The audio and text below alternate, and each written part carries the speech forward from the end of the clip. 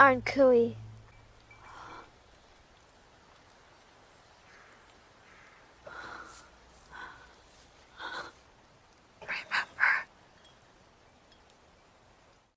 Remember indeed. And if there is one thing that I am really hoping John Griffin and the rest of the writers on From are remembering are all of these answers that we are dying, all of these questions that we are dying to get answers to. Excuse me. And there are quite a lot, quite a lot. Now, of course, we did get some pretty interesting and some definitive answers at the end of season three, kind of a big exposition dump, if you will, from Fatima that gave us a much better look at what Fromville is, at what the monsters are, etc. But there's still so much we don't know. There is still so much out there that needs to be fleshed out. And I imagine season four will probably be one of those seasons where we are going to start to get a lot more answers. But tonight, heading into season four, we are going to take a look at the top 20 to 50 or so questions heading into From season four, the biggest burning questions that everybody is hoping gets answered in season four. You guys put a ton of really good suggestions down in the Discord, and we are going to dive right into that and take a look at some of those. And of course, whatever you guys have in the chat, in the live chat tonight as well, of course, drop your biggest questions in there as well.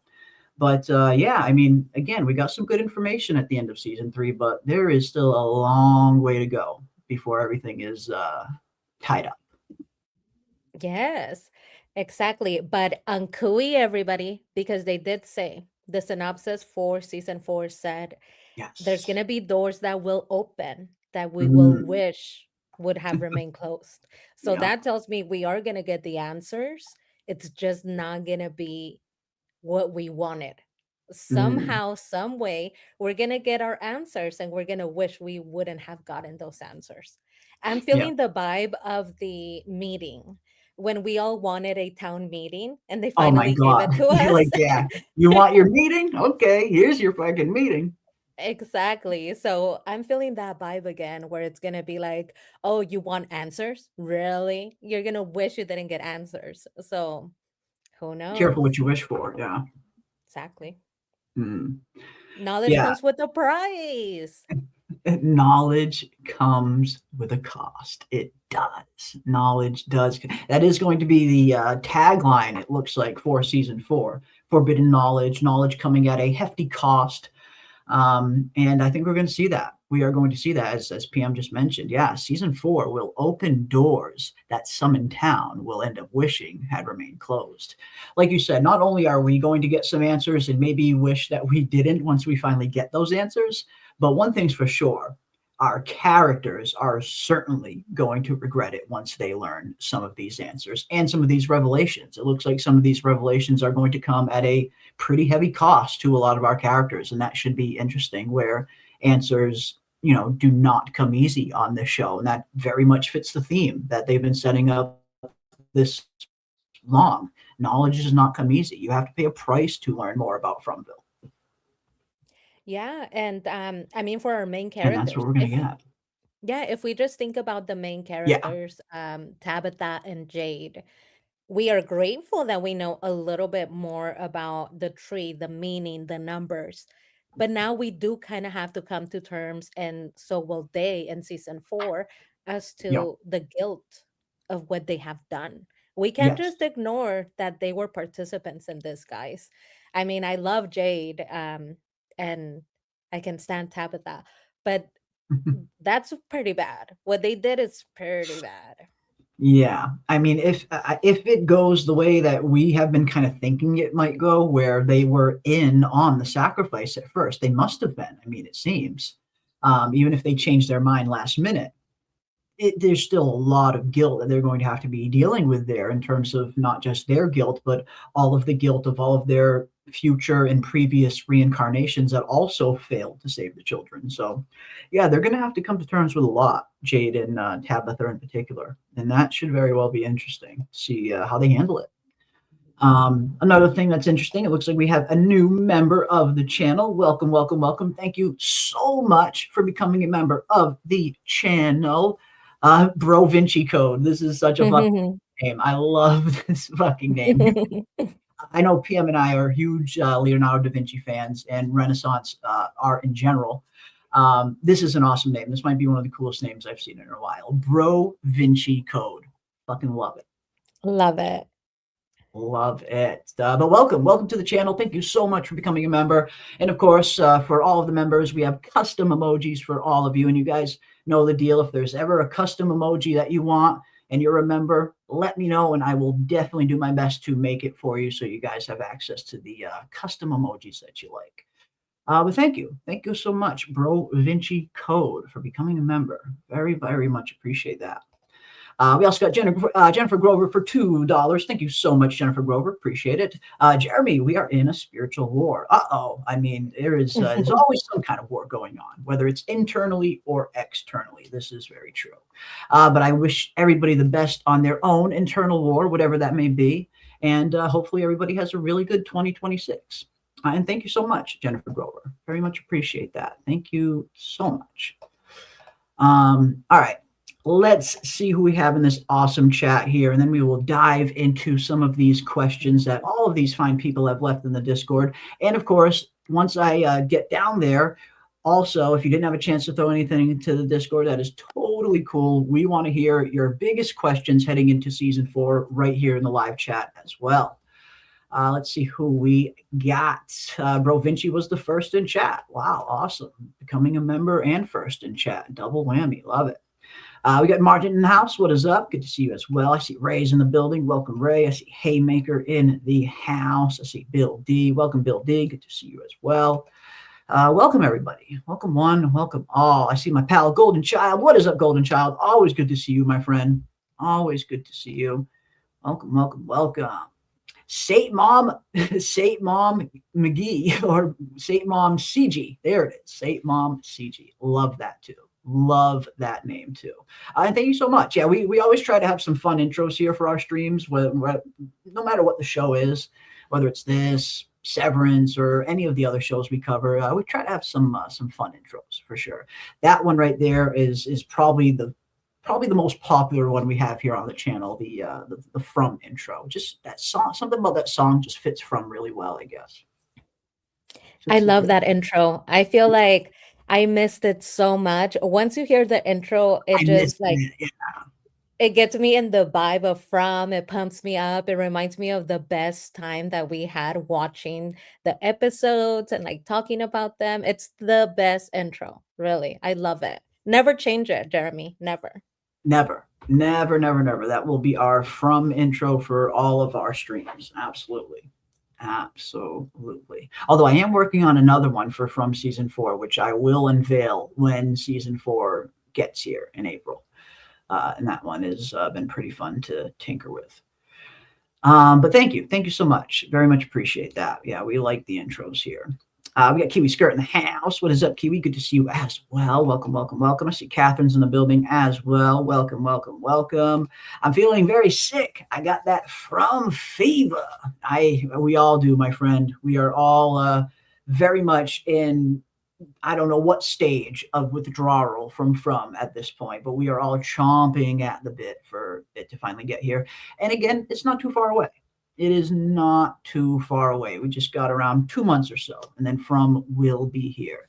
But I imagine we'll probably get a much more in-depth and much longer trailer between then and now. Usually, it seems like they're going to be following that season 3 method where we get that little 30-second teaser at first.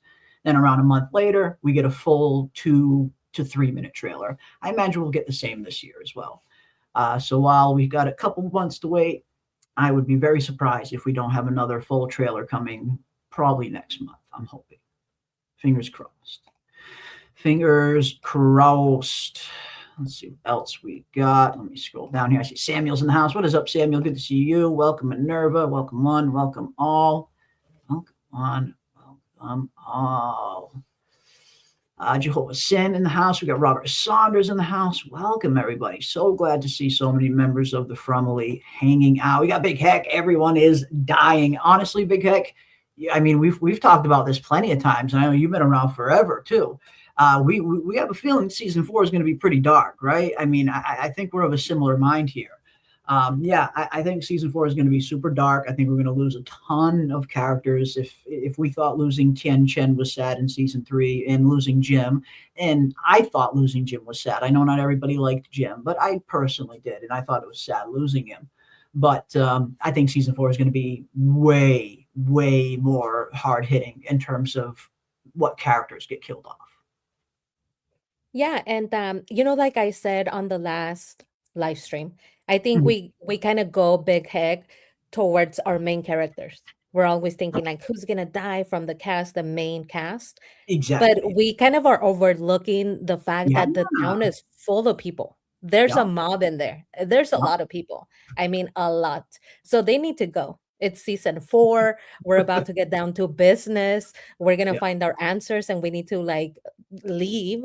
We can do it with the mob. So there's going to have to be a sort of a situation, something that happens where they kill off all of those extras because we just Yeah. we can't continue with a big cast like that with a lot of extras. It's not going to work for much longer, especially when they are in the midst of trying to get out, if it is that they manage to somehow get out. So I'm Yeah. thinking, how are the extras going to die? Because we need to fix that problem. That needs to get immediately resolved so that we can kind of like dwindle the numbers down to something workable. So I'm Yeah. thinking season 4, we're going to start off right off the bat with the Oh, epic slaughter of all of the townspeople. oof. I have been waiting. I have been You've waiting been because waiting. those townspeople are all of Boyd's problems. They are so And problematic. honestly, I've been right with you too. Ever since we saw that mob just storm Tien Chen's house and steal all of her food, I lost all sympathy. I'm like, kill all these extras, get them gone. They lost their Fromville privileges. It was their third strike. I mean, Yep. the first strike is how ungrateful they were, even after they got the talismans. They were still super ungrateful. Then we Yep. have our town's meeting. In our town's meeting, they start screaming at Boyd, being super disrespectful, and then they steal the food from Tian Chang's house and push her. That's their Yeah. third strike. They need to go. That's it. Gots to go. Gots to go after that. It's yeah, too many strikes. You're 100% right. Just they've been given too many chances at this point. Yeah, I mean, I think we are going to see some kind of slaughter. What I am really hoping is that at some point around midway through season four, I'm hoping we get a kind of Fromville Red Wedding kind of equivalent episode, similar to how we got the Colony House Massacre in season one, only even more deaths. Because as bad as the season one massacre in Colony House was, not a ton of people died. Like we still see there's still so many freaking people in this town. Yeah, they lost a few people, but not that much. And especially when that bus kind of shows up right at the same time, right afterwards anyway, and kind of replenishes everyone we just lost. So yeah, I mean, we have a lot of main characters and secondary characters as it is. And then when you add all of these background characters on top of it, yes, it starts to get a little bit more difficult in terms of how are we going to wrap this up? Because Lost had that same problem. They had all the main characters, the ensemble cast, some secondaries, and then you had tons of extras who also survived the plane crash that they kind of had to like slowly kill off one by one throughout the seasons. So I wouldn't be surprised if we do have a Red Wedding style episode at some point in season four, and we do lose a good portion of the extra quote unquote population, along with a few mains. Because yeah, I mean, you just when you think about the end game and you think about everybody eventually getting out of Fromville, in my mind, I've always pictured that being a very small group that will be surviving at the end. Not everybody's going to make it to there. That's just kind of how I've always pictured it, but who knows? But yeah, I would love a little trimming of the herd in season four would not hurt. Yeah, I mean, it makes sense, writing wise. Yeah, If you are writing for this legendary escape from, let's say that they do find the answers. yeah, Yeah, we can have a mob of people and people leading the mob who, by the right. way, is reckless. They're reckless. They're Super never right. gonna make it with those people. They're not No, helpers. They're not no. helpers at all. So that is my prediction. We're gonna start right off the bat with the slaughter of the extras. That's what I'm calling it. And that will give us our emotional moment of somebody always dies at the beginning, right? And that's why I'm thinking when they say the new arrival, singular, they're Yeah. only going to bring on one extra Yeah. person. They I think can't bring in the entire family. I no. was hoping that they would bring in Sophia's family, like her father. I think it would have been interesting to see somebody take over the religious role. But I'm thinking, okay, if it's only going to be Sophia, then it's going to be her. And Yeah. that's also really interesting. Mm.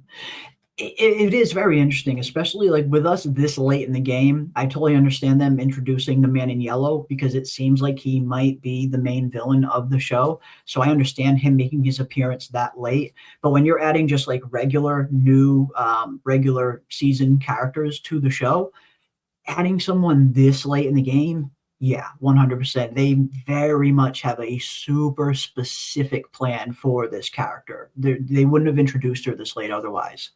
And I think it's going to be interesting to see what that is. And, just considering her background, who she is, the little bit that we know of her, there's a lot of possibilities there for this character to maybe create some chaos in Fromville, for all we know. Like, who knows what kind of temperament she's going to have? She seems to be a very religious character, but that could also be, that can always kind of be played in two different ways. Is she the kind of religious zealot kind of character that's a little out there, or is she, a grounded character that just has really strong faith like Katri did?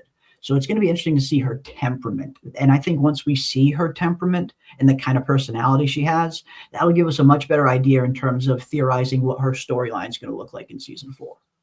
Hmm. Yes. I mean, is it going to be Old Testament or New Testament God, Exactly. right? That Exactly. that makes all the difference. But Hmm. also, I would like to add Father Kotri. I have long suspected that Father Kotri, the ghost that at times appears to Boyd, Yep. is being played in a way where at times it is not the real Kotri. There are I things wouldn't. that the ghost Kotri Yep. has said that directly go against what Kotri stood for when he was alive. Mm. I know that we all think And then at times it sounds just like him. Yeah, you're right. exactly. So I do believe that if you die in from, your image maybe can be played by both teams. Both teams Uh-huh. have access to your image, meaning they Yeah. can um, appear as ghost and give contradictory um, information. Yeah, it Now, does. Well, we in saw that life, too. At the end of season 2, we saw the entity take on the form of Boyd's dead wife, Abby. yes. So they could And she very, also you're gives right. They could do that.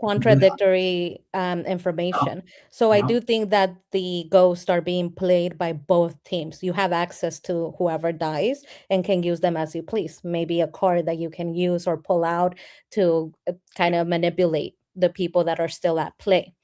Yeah. Father Kotri, the real Father Kotri, he was not a person that was religious and believed in forgiveness and He just was a little Old go Testament. easy on everybody. Yeah.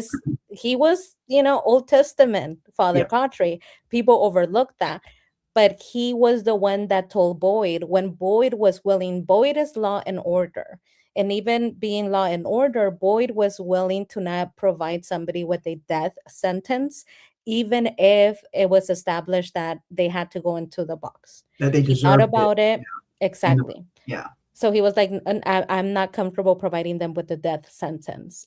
He Yeah. was willing to rethink that. And it was Father Kotri, it was the religious man in town who said, no, he must go in the box. You have to. Yeah. Yeah, I mean, you're So, right. He is very Old Testament-y, kind of. I mean, that's his line. You built a guillotine in the middle of town square. What are people going to think when they find out you're afraid to use it? That not the type of kind of New World advice that you would get from a New Testament type priest. So no, yeah, I think you're right. I think Autry was a little more Old World, a little more Old Testament kind of. And yeah, I think a lot of the advice that he gave Boyd kind of supported that.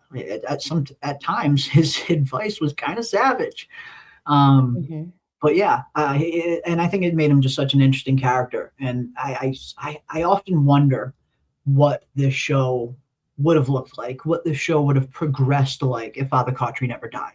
if Father Kotri and Boyd had gone into the forest together with Sarah. Like, how much different would the show have looked if Father Kotri Hmm. never died? I don't know why I always think about that, just because his death was so impactful for me in season one. It was just so poignant, the way they filmed it, the way they wrote it. It was one of the best death scenes I've ever seen in cinema. But yeah, I always wonder. I often wonder, what would the show look like if Kotri was still around? Not ghost Kotri, like Hmm. legit never died Kotri. I think that'd be interesting. It's a great question. You know what I think? We wouldn't have needed Sarah to do the torturing. Father Kotri would have tortured Elgin. An eye for an eye. He would have gone Old Testament on Elgin.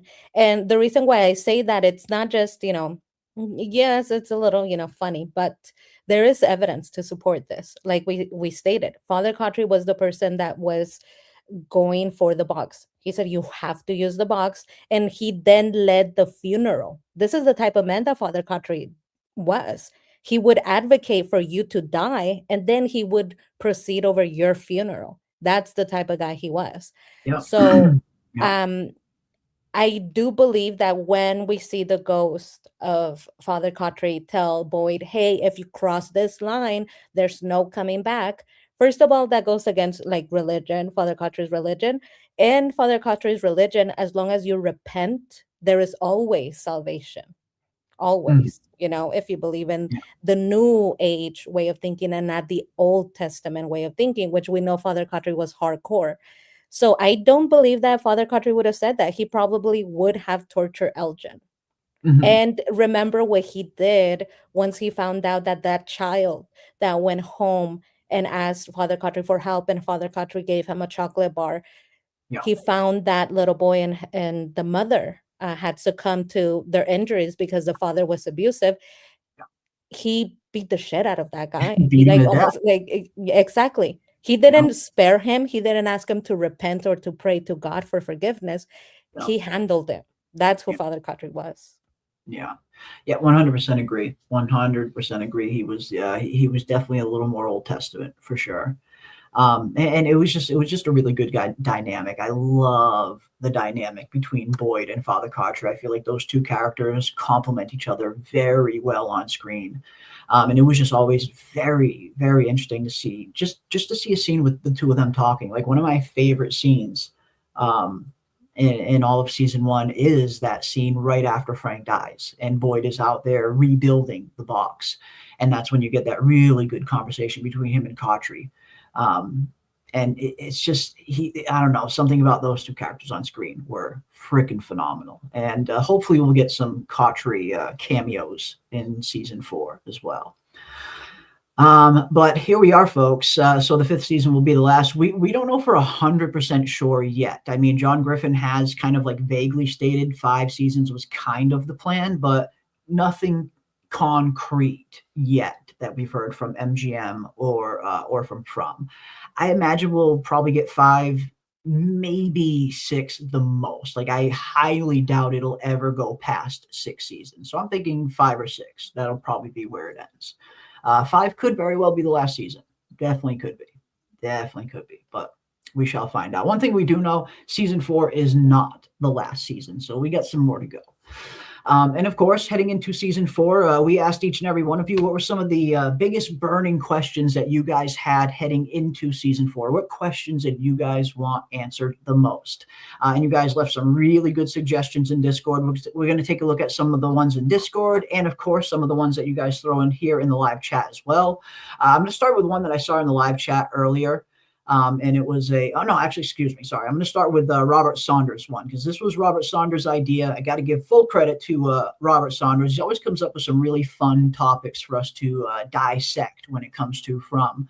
And Robert had this really good idea. And one of his first questions that he put in the Discord was, and this is one I've been very much wondering myself as well.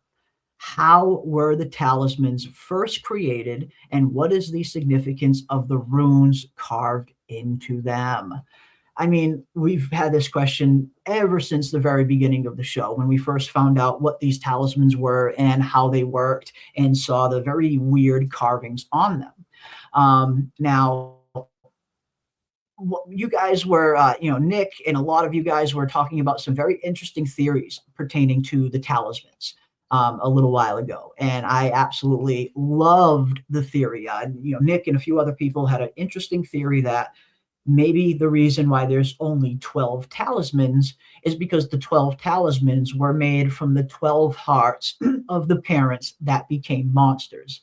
And I just thought that was super interesting that maybe that when these people became monsters, that their hearts kind of turned to stone and became the very thing that keeps them out. I just thought that'd be a very interesting and kind of poetic way to kind of curse these parents.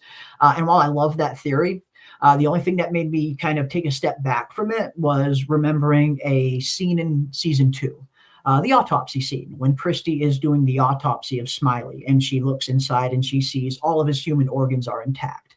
And I almost wish I never saw that scene because I love the 12 heart talisman theory that you guys were talking about.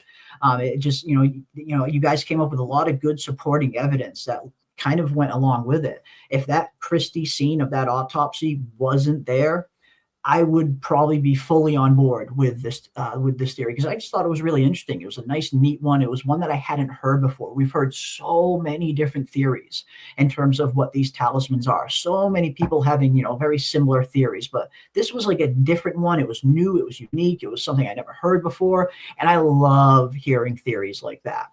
But yeah, that one Christie scene just kind of took all the wind out of my sails when I saw that they do indeed have their hearts intact. But this is Fromville. I mean, you never know. Maybe there's a workaround.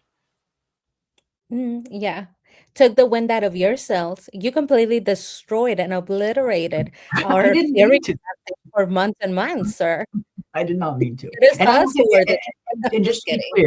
just to be clear, I don't think this theory is 100% dead. This is from at the end of the day. I feel like I think Nick was thinking about a workaround that I remember reading it. Mm. I think it made It sense could to me. be resurrected just like Tabitha and Yeah. Jay. You never know. But no, that was a really cool theory. Very, very, No, but I do love the fact that you remember that mhm, because we have, like I said, here the Fromily has 5 billion theories. So it is very helpful if we are going to get to the answer. It is helpful to eliminate what we have proof of. So having a picture, having evidence that can back up our theories and our ideas is going to become very helpful when we are coming up yeah, on the last couple of seasons. yeah, It was fun, theorizing at the beginning and throwing everything at the wall. But we need to kind of start dwindling down the ideas, removing what we have proof of, yeah. like a picture, and Mhm, that way we can make our way towards the right answer. Especially since we are running out of time, guys. We don't have that much time anymore, so um mhm, yeah, it's time for us to kind of start eliminating some of the theories that will probably not be it, especially mhm, if we have a picture. So I do love that you recalled that. You have a great mhm. memory. But going towards the question of what is the depiction on the talismans Yes. This is an now. interesting Mhm. depiction. It clearly seems to be a representation of the sun, the moon, and two kind of human-like figures. One could be human, the other could be the monster. Um, but yeah, I mean, what do you think about these? Where do these symbols come from? What do they mean? And do you think we'll get a full explanation as to these talismans when the show is all said and done? Will we get a full explanation on them? You think? Of course, I do. I really, really do. We are going to get the answer as to the talismans. These writers are good. I couldn't praise them more. The rope, they explain to you who threw the rope down. They're going to explain something to you that is up front and center, like the talisman. They will. I really Mhm. do have all my trust put into them. Yeah. What I see now that we have some more information that we gather from the finale, when I look at the talisman, putting everything that we have gathered together, I think that to me, it looks like a very clear depiction of resurrection, a clear Yeah. depiction of what Tabitha and Jade and the monsters are going through. It's a Um, representation of the sacrifice. Yeah, I think so. it's I think you're right. a representation of the cost of the sacrifice. Yeah. So, because of the sacrifice, they now have to come back, right? it's a circle, a never ending circle, entrapment. Mhm. Forever, you cannot escape. It doesn't matter. Like Jade said, everything is predetermined. So the symbols are in a perfect circle saying, no matter how or where you go, you're always going to end up back at the same spot. No matter Mhm. what Jade and Tabitha, are born into, they will eventually come into from, and they will be resurrected. They will Mhm. reincarnate, would be the word. Better put reincarnation instead of resurrection. So Yeah. that's what I see. It's reincarnation. It's the cycle of reincarnation. It doesn't matter up or down, day or night. You will always come back to the same place where everything started. And if we put that together, reincarnation, coming back to the same place where you started, it echoes what they told us at the finale. The answers to the end are at the At beginning. the It beginning. is a never ending circle. Mhm. It seems to be the case. It does very well seem to be the case that I mean, they've been telling us right from the very beginning that, the answers to the end are at the beginning. And even Ethan, we get that very poignant line from Ethan in season one, episode two, that I thought was a very clear indication that he was laying out the blueprint for, for the show, for how it's going to go. How this is a quest. You have to solve the answers. And the closer you get to the end, the scarier it's going to get. And that's where we are now. We are at the beginning of the end, and it's going to start getting a lot hairier. And yeah, they're going to have to eventually return to the beginning where it all started. Even the boy in white kind of says that in season three. It all started with the children. Not the monsters started with the children. It all started with the children, was his exact words.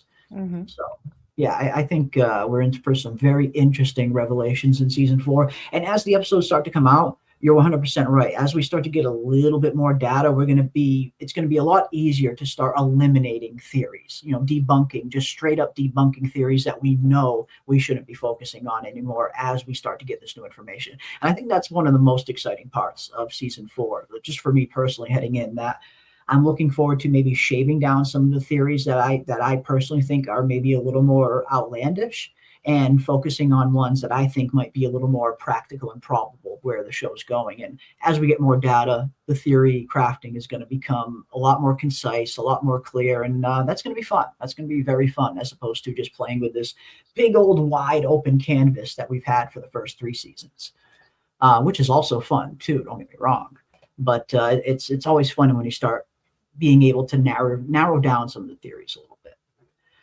Mhm. But yeah, I mean, and Palmer Shelby brings up, could it be the Unkui kids' hearts? I mean, I suppose it's possible, but then again, we know that there were 7 Unkui children. We know that there's 12 talismans, so the math doesn't exactly add up. Unless there are more Unkui children out there that we haven't met yet, which I think is a little kind of hard. I don't see them introducing more Unkui children. I feel like the 7 we got are there for a reason. It was specifically 7 for a reason. But yeah, I don't know. That's interesting too, though, that they're potentially the Unkui children's hearts, but the math doesn't quite stand up.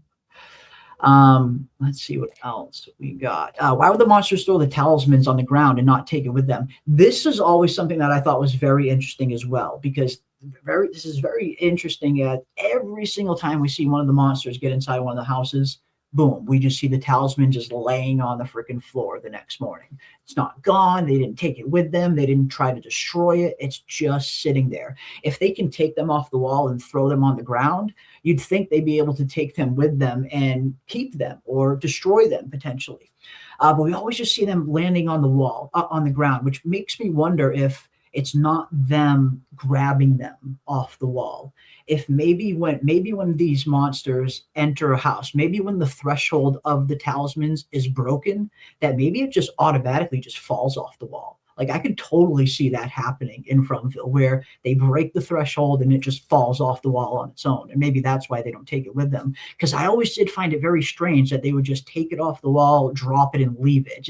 It doesn't make much sense, especially knowing this is the one thing that keeps them out. Which makes me wonder if maybe they can't physically touch them. But I don't know. We haven't seen any indication that points to them not being able to physically touch them. Seems like it only works when it's in an enclosed space.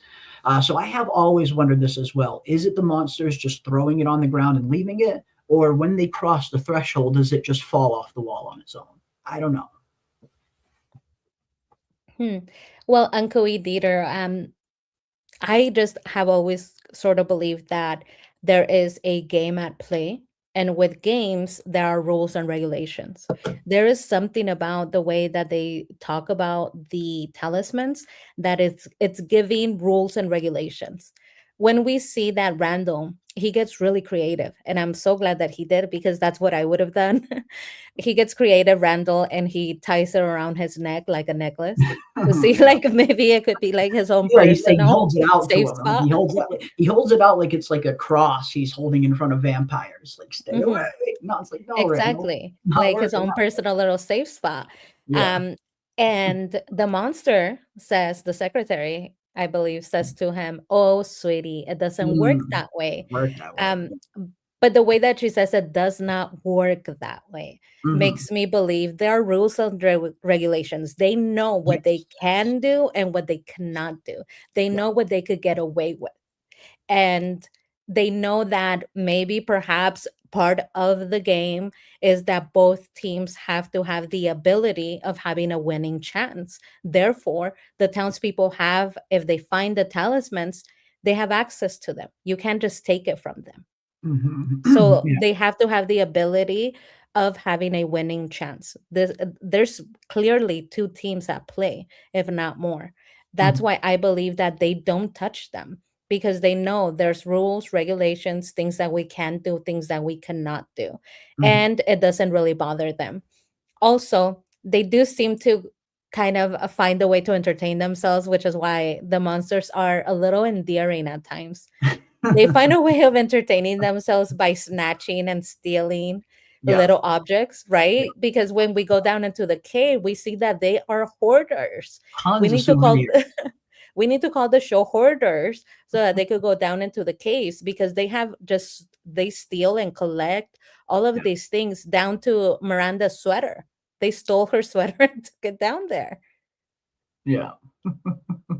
Yeah, it's they like taking their souvenirs. They do. They like taking their souvenirs. Even Miranda's sweater was down there in the cave that Henry saw, which almost got him and Mhm, Victor killed when he screamed and saw it. So yeah, it's like you said that they find ways to entertain themselves. They definitely find ways of playing with their food. We know that. We hear that right from very early on. Even the head of MGM says it in an interview at the beginning of the show.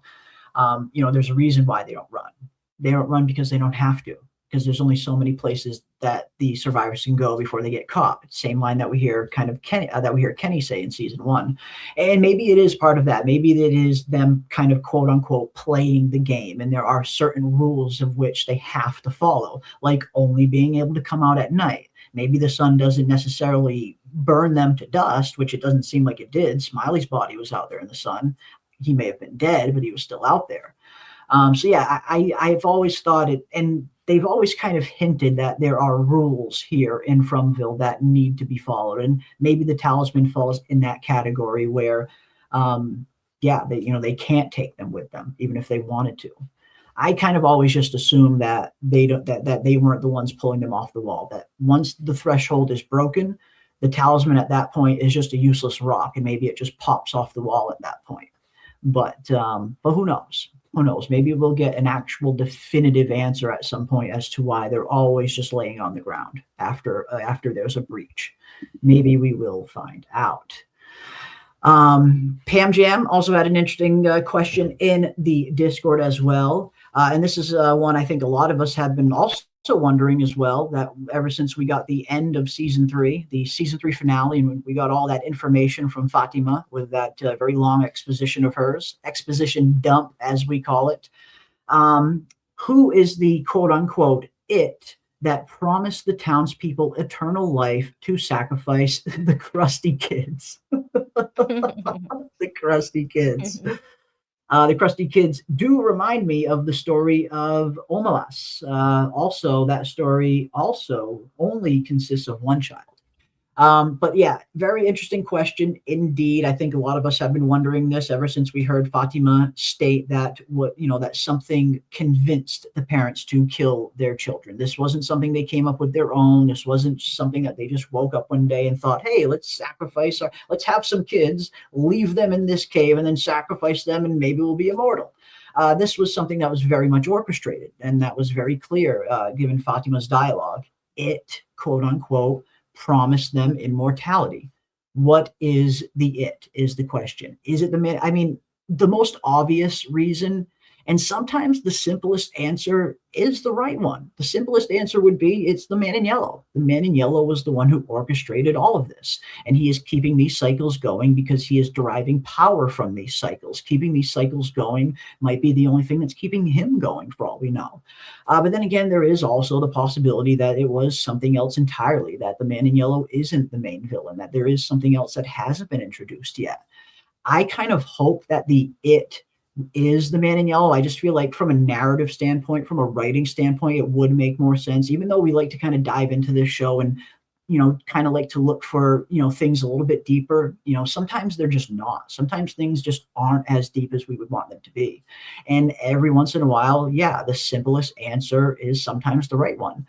So for me personally, if I just had to guess, I think the it is the man in yellow. I don't think we're going to get another big bad revealed after him. I feel like he is it. I feel like we're too late in the game to reveal and introduce another big bad, but you never know. We very well could. But what do you guys think in the chat? And what do you think as well, PM? When we hear the it, what do you think is the it? Who convinced the parents to do this sacrifice? Was it the man in yellow? Was it someone else? Hmm. Well, Pam Jam, that's a great question. And it's the question that we kind of have been asking ourselves since we heard Fatima tell us the story, right? The Krusty Krab children.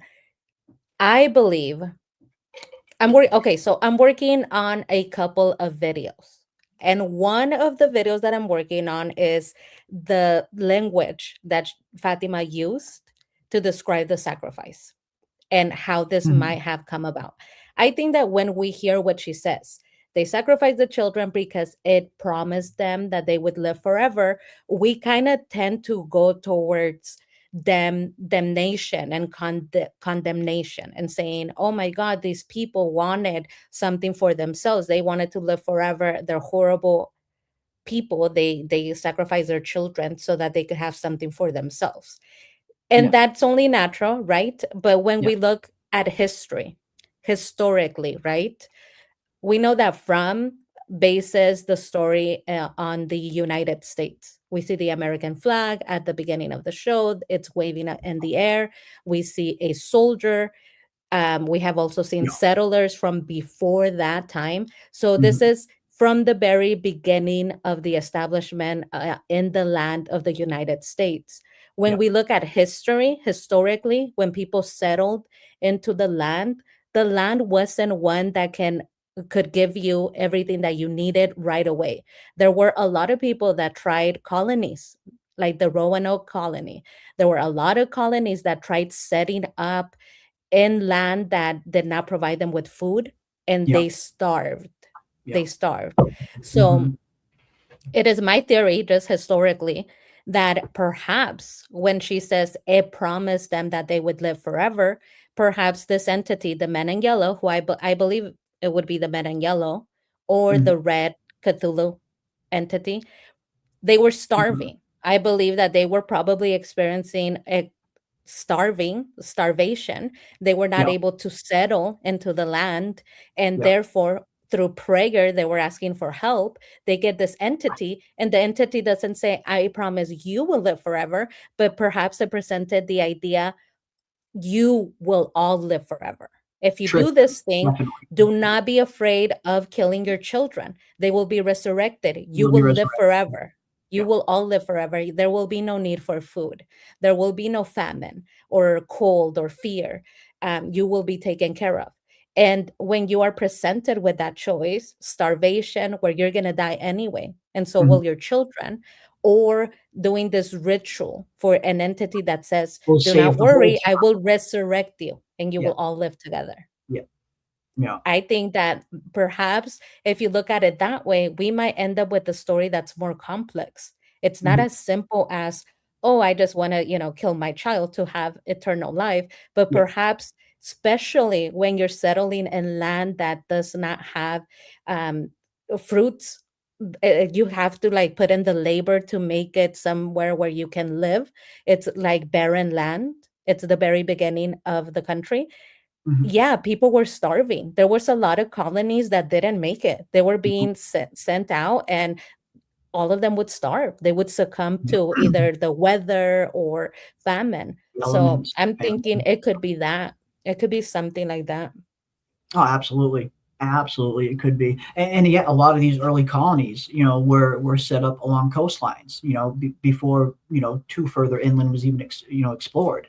And, you're setting up all these colonies very close to the coastline, very close to the sea, where sometimes the soil isn't as fertile, to grow crops sustainably anyway. But no, I think that's an interesting one. I've always loved the whole just crazy mystery behind the missing Roanoke colony, and how all the nothing gone, everything gone, not a trace of them anywhere to be found, just a single word carved in a tree, Croatoan. That has been one of the most fascinating mysteries, actual real mysteries in our world. This isn't a story that was written. This is something that actually happened. And that has been one of the most incredible mysteries for forever, for as long as it first happened, since it first happened. And I think it's maybe a mystery that will never get solved at this point. I don't know if we'll ever find out what really happened to the Roanoke colony. There's a lot of really good theories out there with some good evidence to support them, but I don't know if we'll ever know for sure definitively. And that's a super creepy one. And I've always enjoyed that.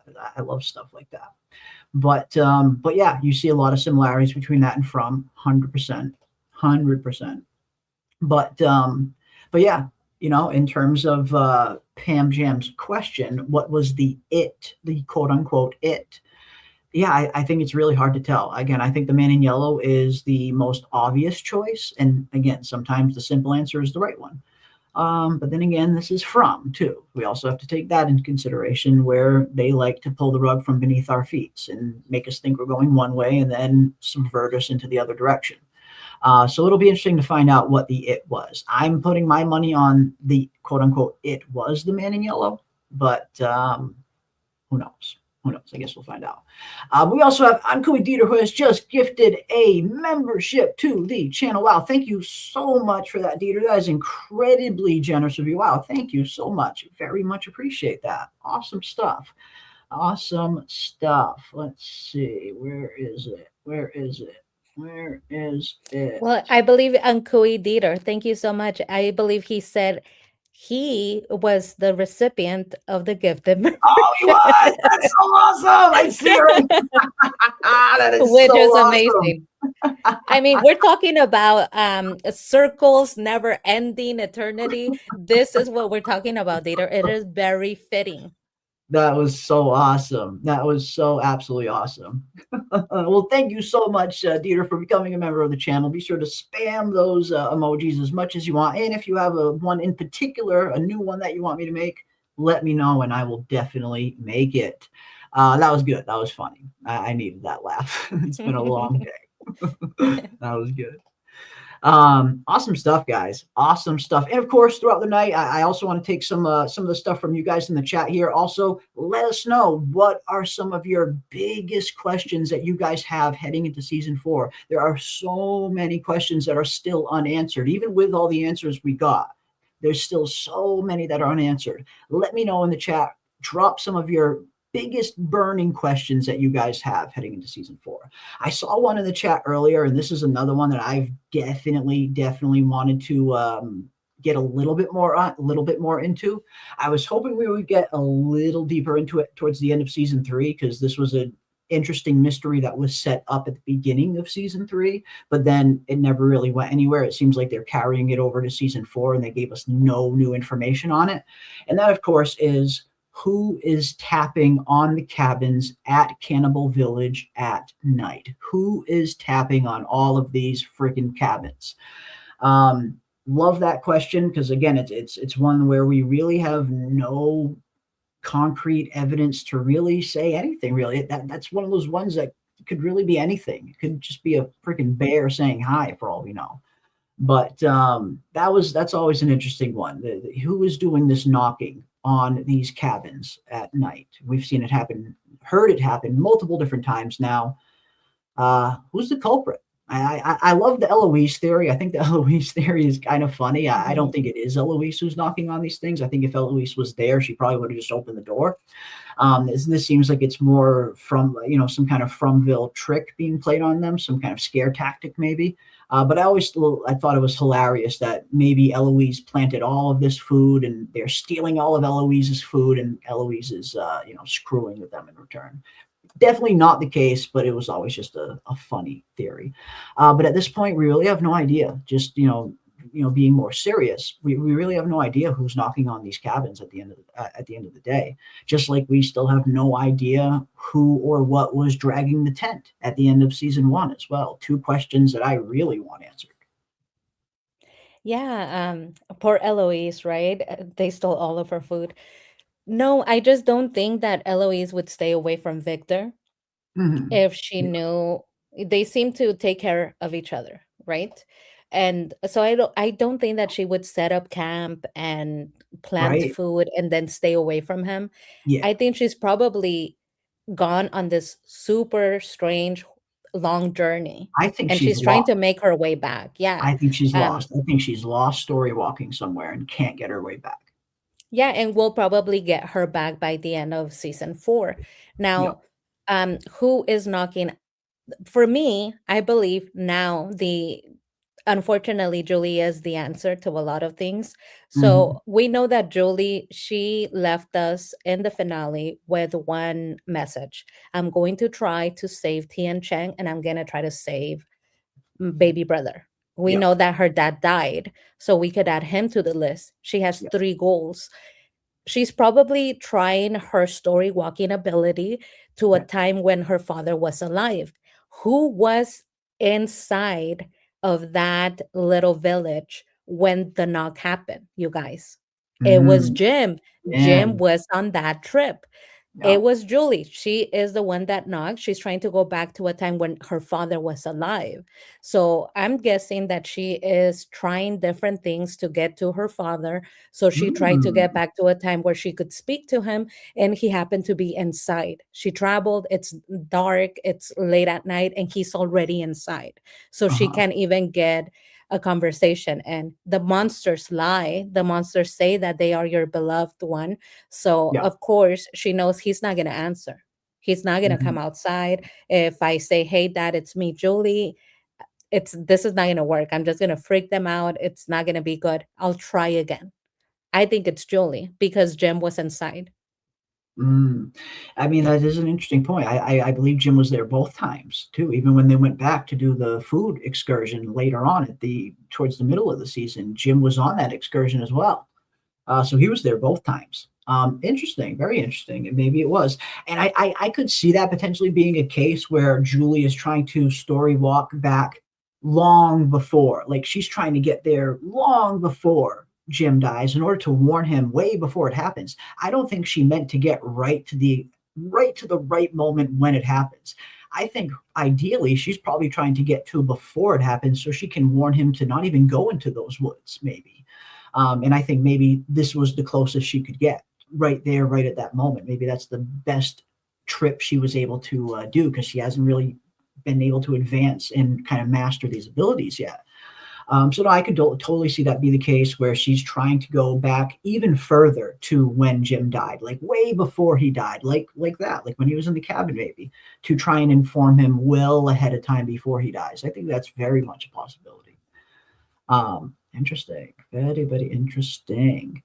And yeah, as Sandfly brings up, yeah, eternal life is a monster, and the promise of never being hungry is being provided with the people they can kill and from. I mean, again, I definitely think they were bamboozled. I don't think that this was the immortality that the parents thought they were going to get. I think when they did this whole thing, this sacrifice, I get the feeling they were very much thinking they were going to be able to just live forever as they are. I think they were very much tricked into this sacrifice. And this was the immortality that they got. It ended up being a curse, not a gift. They were cursed to become these monsters and live forever, which we saw with in season 3 as well, where even when you kill one of these things, they end up coming right back. They are forever cursed. You can't even kill them.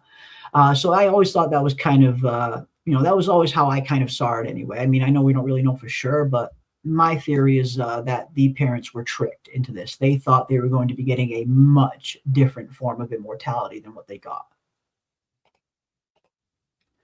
But who knows? But one thing I do know, Justin White has just gifted 10 memberships. 1, 2, 3, 10 memberships gifted from Justin White. Thank you so much, my friend. Well, I owe you and Dieter.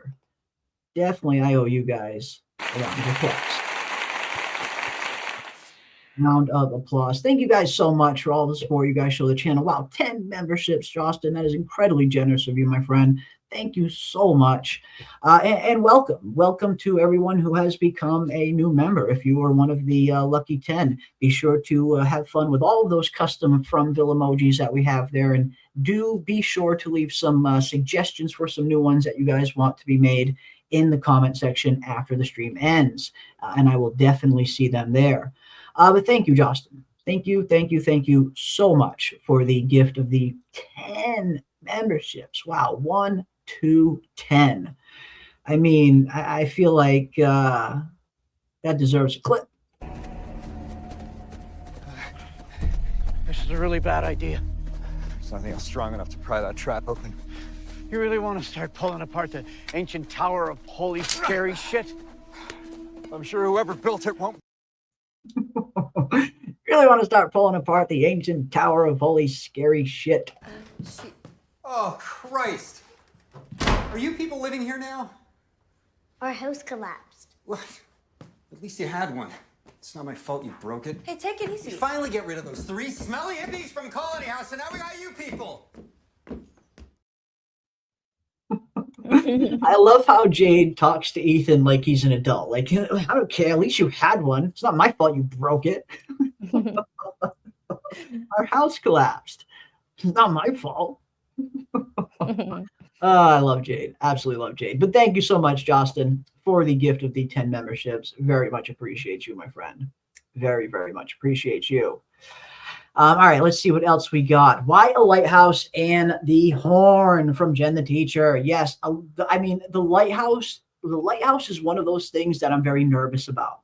We didn't really see it at all in season 3. Didn't really even get too many references to it in season 3. Part of me gets a little bit nervous that we might not get a full explanation as to what the lighthouse is and why it's just in the middle of the freaking woods where you would think the last place a lighthouse would be. I really hope the lighthouse isn't one of those mysteries that doesn't get answered. Like, I don't know why I have a bad feeling about that, but then again, as PM mentioned earlier, they're even going back and answering even kind of smaller things like who threw the rope down to Boyd.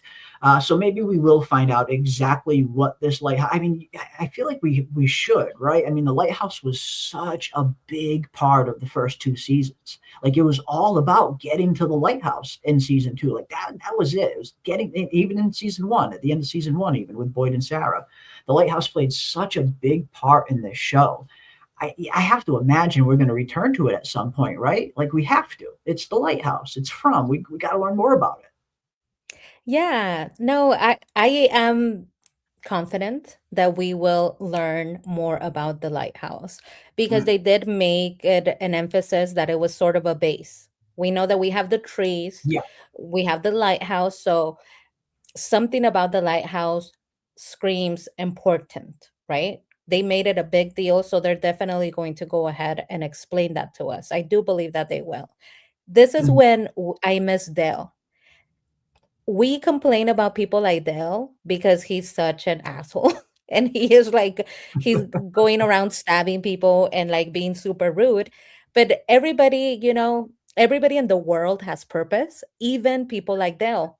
Mhm. People like Dale, if we had another one just like him, we could send him to the lighthouse and tell them, hey, Tabitha got home by being thrown off. Jump off Do you this want to window. do you want to throw yourself off and see if you make it home? The And guinea pig. we need test subjects here, and that's where people like they'll come in handy. If we could Mm, find a second person that would be willing, maybe some of the extras, some of the mob, the lady that was leading the mob to Tian Chang's house, mm. maybe she could throw herself off, right? We need somebody to be the experiment subject here. He did us a favor. His last words were, "You're gonna thank me. You're gonna thank me for this." And Yeah. yes, they are thankful because now they know, okay, let's not do that. That didn't work out for him. But we need a second brave guy. We need a Yeah. second. We do. We need a second brave guy that can be a bit of a guinea pig, as you said. I mean Dale. Yeah, he had his uses. Yeah, and I think you're 100% right too. Yeah, shake those negative thoughts. Yeah, the Raiders are better than that. I think they are. I hope.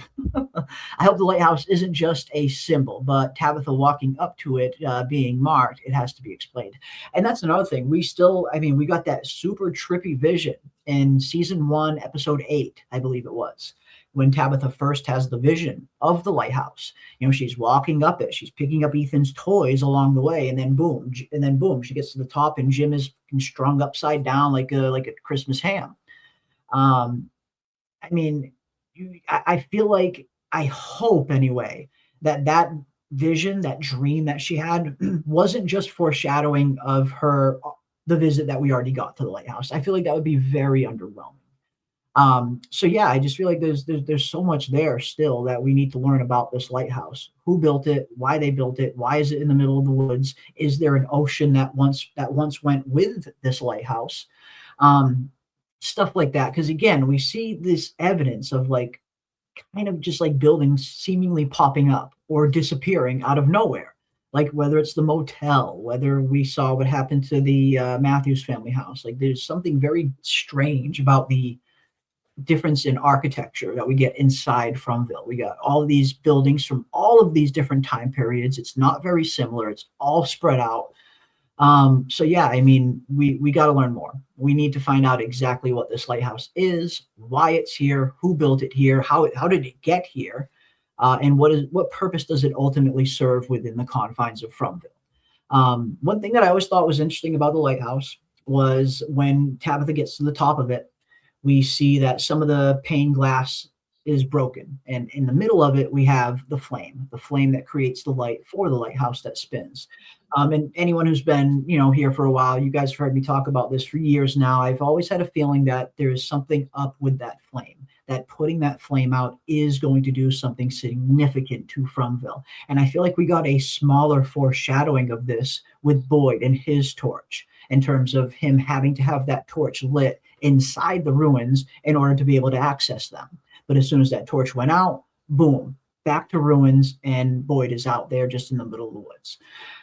I don't know, for some reason, I always thought that maybe the lighthouse is a bigger version of that concept. I feel like they introduced that concept for a bigger reason, and maybe that bigger reason is the lighthouse. Maybe putting that flame out in the lighthouse is going to do something significant. Because I feel like it almost looks like someone has tried to put out the flame at one point in the past, based on all the broken glass we have surrounding the flame. So I get the feeling something's going on with there. At the beginning, when it was just season 2, before season 3 came out, my original theory was maybe Fromville is a supernatural prison of sorts, and all of these monsters and entities, they are all in here to keep them from escaping out to the outside world, and that maybe the lighthouse was the lock, the key, so to speak, to the prison, and that you have to keep that flame going in order to keep the prison going, kind of thing. I don't think that anymore. I feel like we've gotten a lot of new data since then in season 3 that kind of debunks that theory, in my opinion. But I still think there's going to be something significant to go on, not only with the lighthouse, but with the flame at the middle, at the top of the lighthouse. I get the feeling putting that flame out is going to do something. I feel like the foreshadowing we got of Boyd and his torch was foreshadowing for something bigger. I feel like they put that concept in there to let us know, okay, this concept exists in Fromville. But if they put the flame out, what exactly is going to happen? Is it going to release everything in Fromville? Is everything in Fromville going to bleed into the real world if that flame goes out? Is that what's keeping the prison locked? I don't know. But yeah, that fucking lighthouse, man. That lighthouse has gotten me. And yeah, I'll be very bummed if we don't get a definitive answer as to who built it, why it's here, and what purpose it serves in Fromville. We need those 3 questions answered. What about you, PM? Where do you think is going on with this lighthouse? And do you think we'll see it again? We have to, right? I mean, yeah, I really like your theory, the idea of turning off the light, because we do see that there's broken panels. Perhaps another version of Tabitha did make that attempt. Now, what I was thinking about, and as I'm trying to process your theory, that means that we need to rethink Boy and White. Because if your theory is correct, then we need to rethink him pushing Tabitha.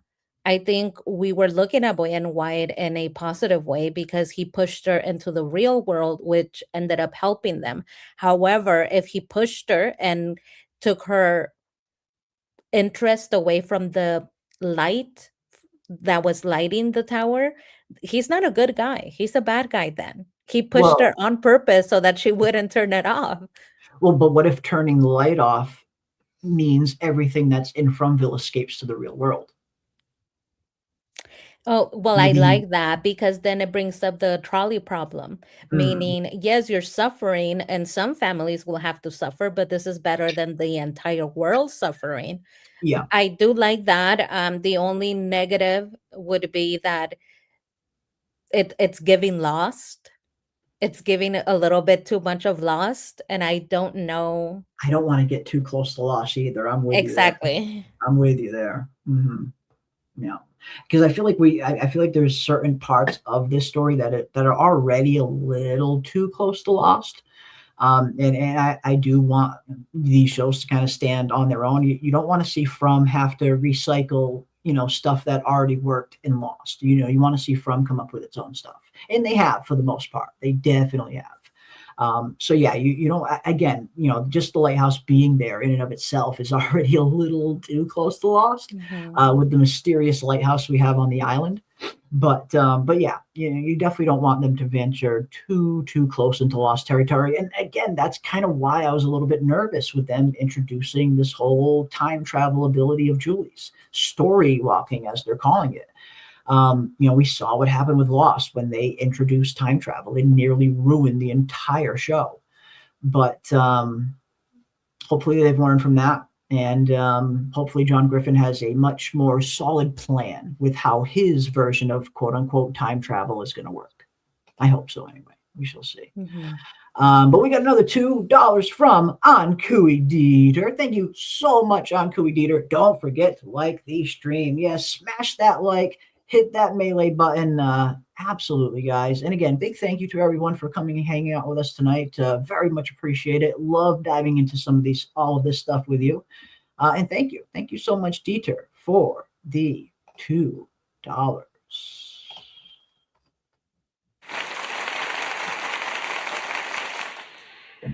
Thank you. Thank you. Thank you. Thank you. Thank you. Thank you. All right, let's dive into some more questions heading into season 4. Let us know, guys, what are some of your biggest questions heading into this 4th season?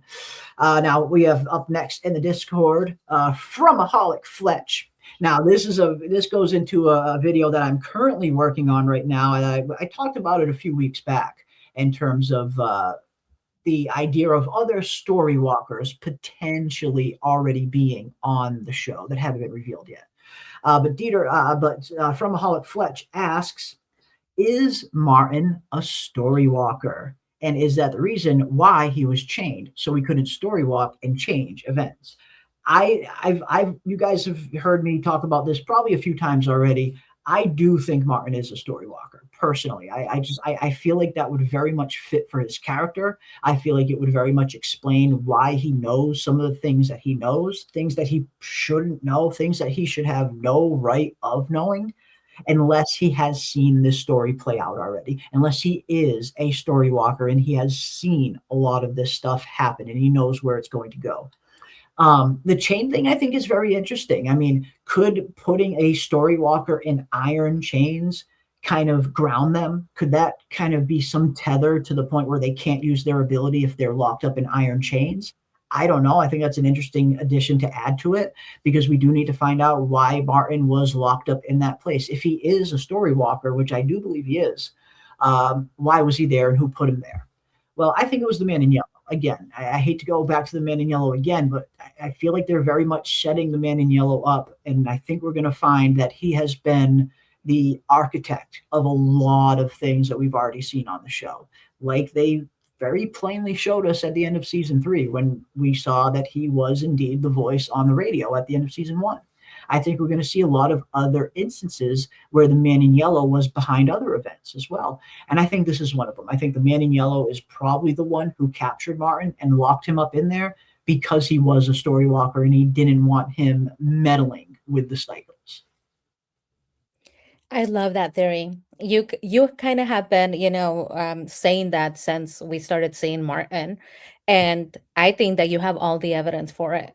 The only reason why you would chain somebody up physically is because they physically need to go somewhere in order to story walk, because Yeah. they have this power, right? That we now know exists. He Yeah. also talked to Julie in a way that was very familiar as Mhm. to her ability. Like he had seen her 100 times.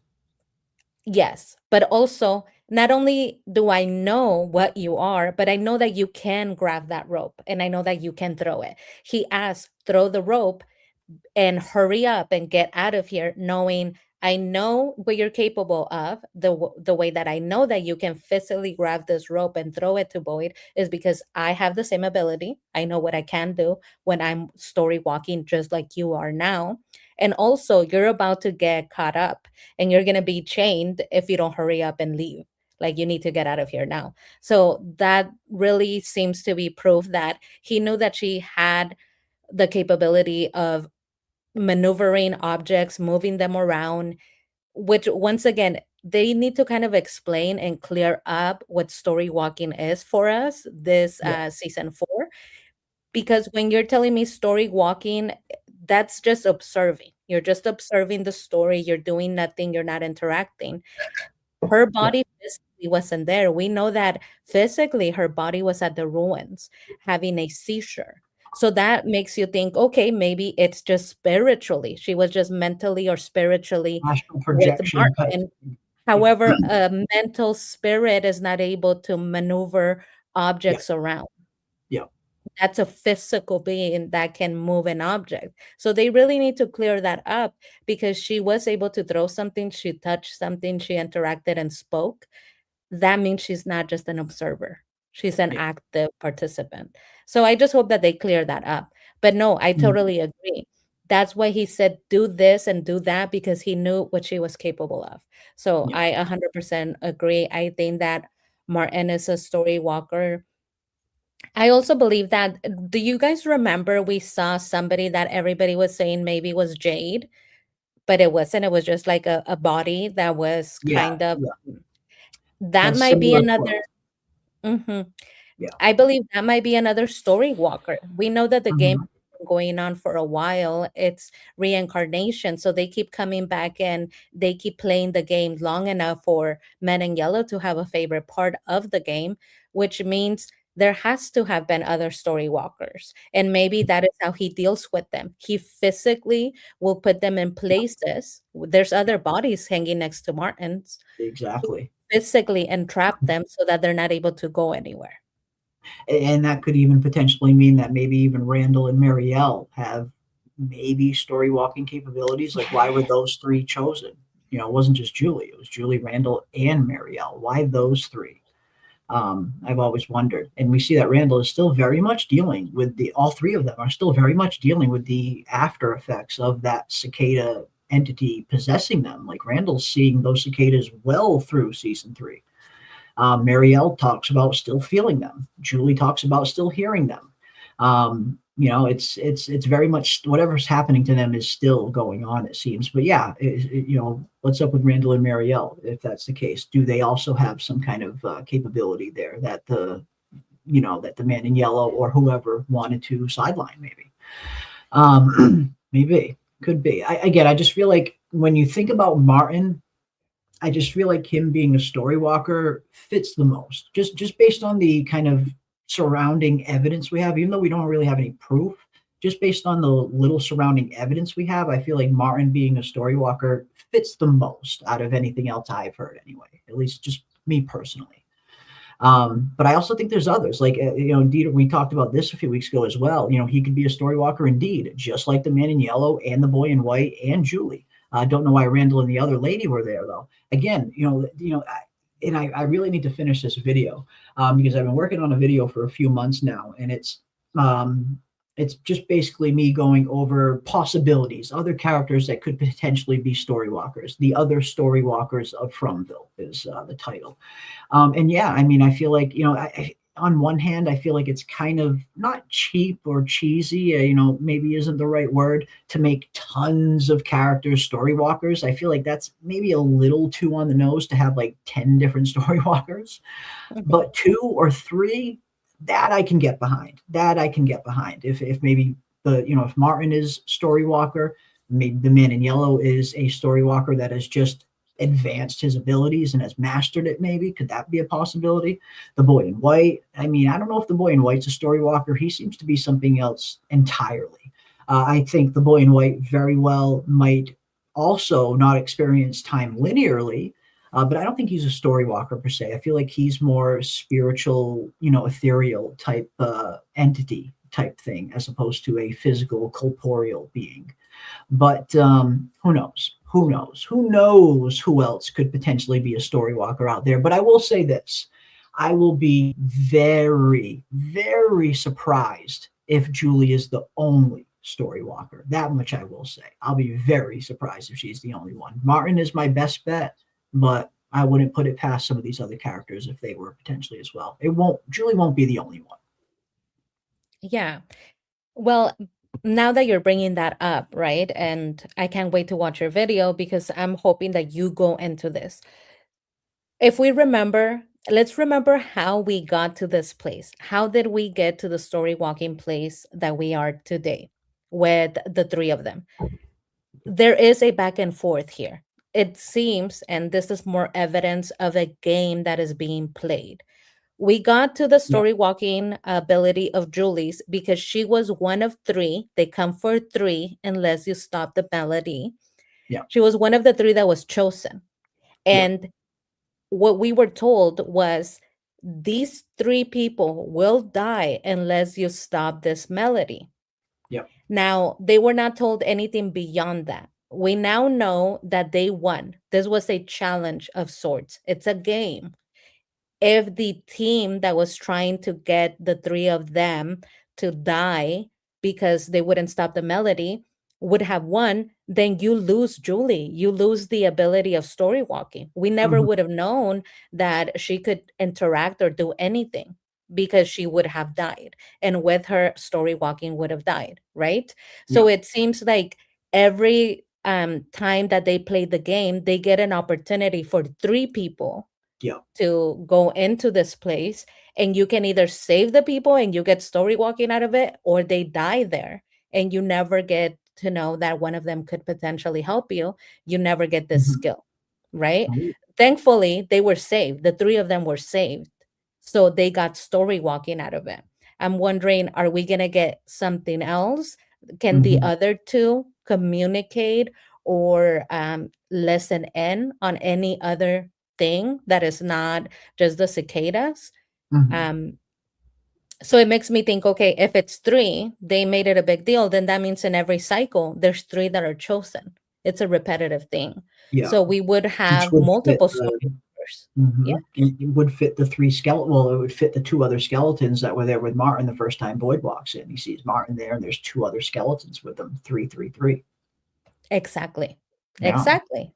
Yeah. Yeah, I mean, it definitely fits. It definitely fits, probably better than anything I think I've heard.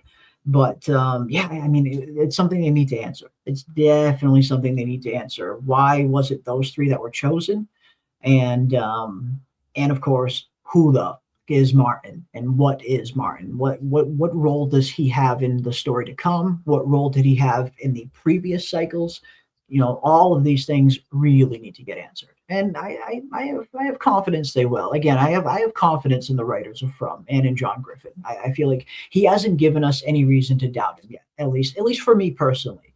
John Griffin has earned my trust. From has earned my trust in terms of where they're going with the story. I'm confident they have it planned out. But Bill D asks, why no normal pregnancies in Fromville? Did the sacrifice stop all pregnancies in Fromville? People can only come into Fromville by a fallen tree.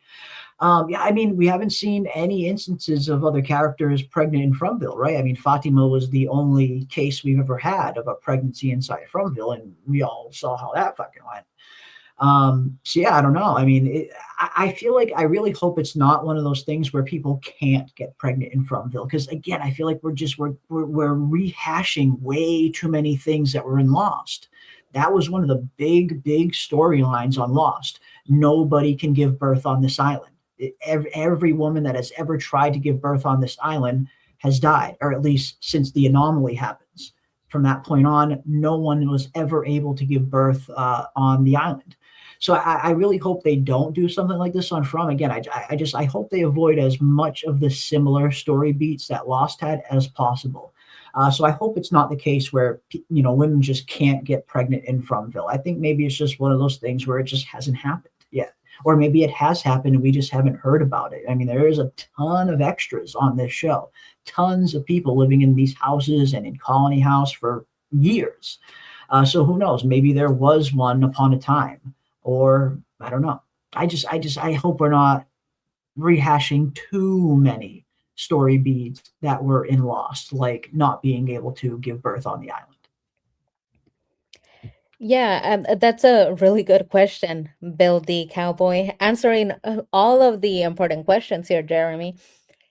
I mean, we kind of have to ask the obvious question because we kind of do know that Colony House is a place of free love. There is a lot of free love happening at all I mean, times. even Kenny asked before he moved in, "You guys still having those weird sex parties?"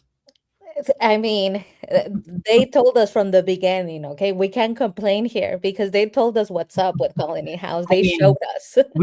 they showed us, and it's very interesting. We haven't seen a scene like that since. You notice that? We haven't seen a Thankfully. single. Thankfully, we haven't seen any nudity. Period. On From They're very since that tasteful. episode. They're very tasteful. I will say it was done very tastefully That was because very they told tasteless, but they've been very tasteful since then. ever Yeah, since they said we just need to get the point across. So we're gonna do it once. we're gonna do You're it gonna once. get the point, and then we will never have to go up there because you will remember what the Yeah. point of that scene was. Oh So we know that God. there's a lot of free Poor love Ethan. Thank happening. God. I mean, what if Ethan would have woken up and tried to go to the bathroom or something in the I middle of the still do night? not forgive Poor kid. Donna. No. I really I judge people by their character. Yes, I do. And I will not forgive Donna for For not not giving allowing them the spare Julie. room. There's a One, literal spare room right up the stairs where they strap Jade to the bed. They could have exactly. throw Jade in the She fucking done corner. Give that. the family the room. The family But with two also, children. I know that I'm getting high, drunk, and there's lots of free love happening, and that's not a problem if everybody is consenting. But I Yeah, also know that this child wants to rebel against her family because she's a teenager, and that's what teenagers do. yeah, It is my responsibility to tell her, "Hey, girl, you can't party with us. You yes, just can't, okay? My yeah, house, I like to run my house in a certain way where you are not gonna be comfortable there, especially when people are just out there on the couch doing this sort of thing." And she didn't. She fought for her to stay. And I will always side eye Donna. I always look at her in a shady way. yeah. I think that that was very irresponsible of her. So I'm never gonna forgive her for that. But anyway, anyway, No, let's talk about the pregnancy. When Fatima said to Donna, I'm pregnant, um, I know that this is an issue because I'm not able to get pregnant. There's issues with my uterus, whatever it is. This should not be a possibility for me. She was made it very specific. convinced. Yeah. Exactly. And she said, for me. So they did not seem surprised that she was pregnant. The surprise was because it was her specifically, which makes me think they were not thinking, oh my God, in all of these years, nobody has gotten pregnant. It was more like, oh, Fatima has like specific issue that she cannot get pregnant and she's pregnant. And so the unnatural thing about it was that Fatima had a condition, not necessarily that she was pregnant. So perhaps that indicates, since they didn't mention, oh my God, nobody gets pregnant here. We've never seen a birth. We've never seen a baby. They did not mention that. That's what they would have mentioned if, in fact, that was a rule. They would have said like, oh my God, this has never happened. This is impossible. But no, they were very clear about it's not the pregnancy that's the problem. It's who it's happening to. Yeah, it's who it's happening to and what she's pregnant with. Yeah, no, you're 100% right. I mean, you'd think you would have seen a different reaction from like Donna or someone where, well, we've never seen anyone get pregnant here. We didn't think it was possible, or whatever the case. We'll throwaway line or something. But we didn't get that. As you pointed out, you're 100% right. We didn't get that. So yeah, now that you mentioned that, definitely gives me the indication that, you know, people can get pregnant in Fromville as easy as they would in the real world. Maybe they're just not, and which makes sense. I mean, who would want to get pregnant in Fromville? Who would want to give birth to a child in this fucking place? So yeah, I imagine they're practicing a lot of safe sex at Colony House. Safe.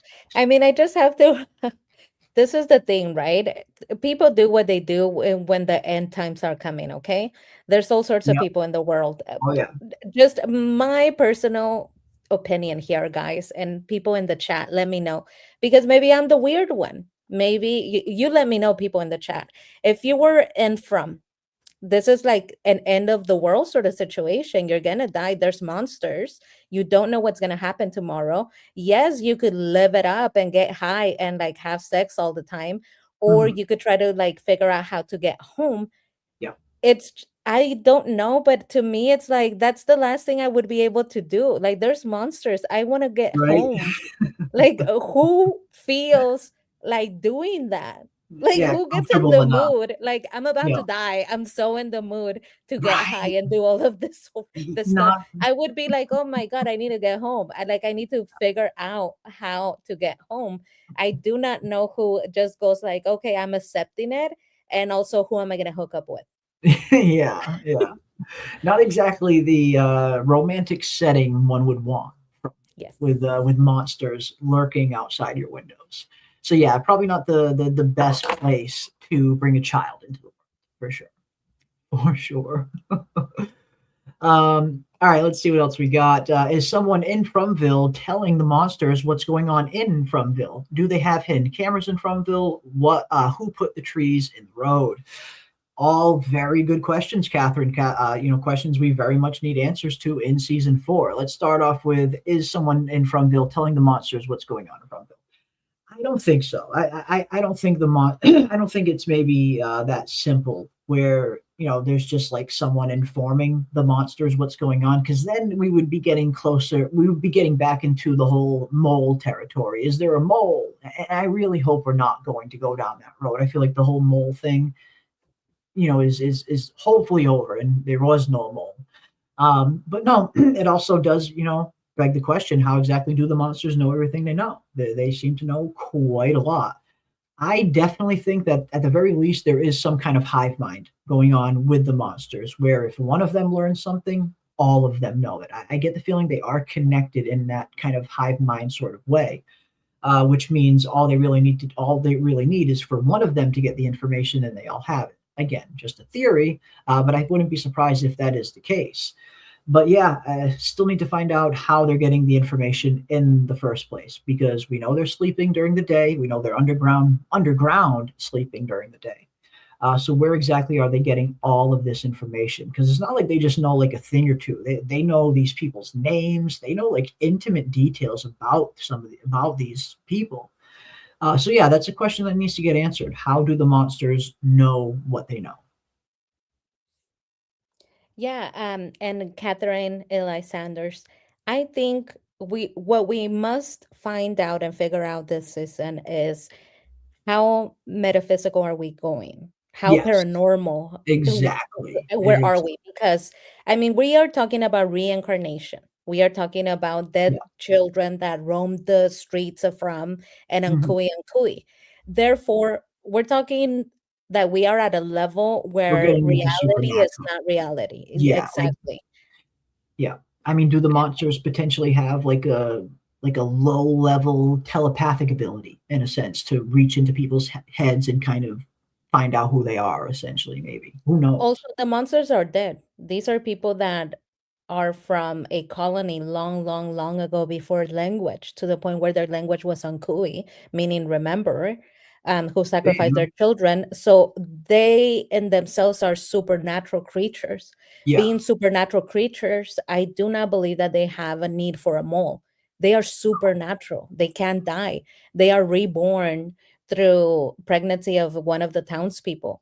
They are condemned to live there. So their essence and the fact that we are already going into story walking, supernatural reincarnation, our level right now is not one where we would need cameras or a mold.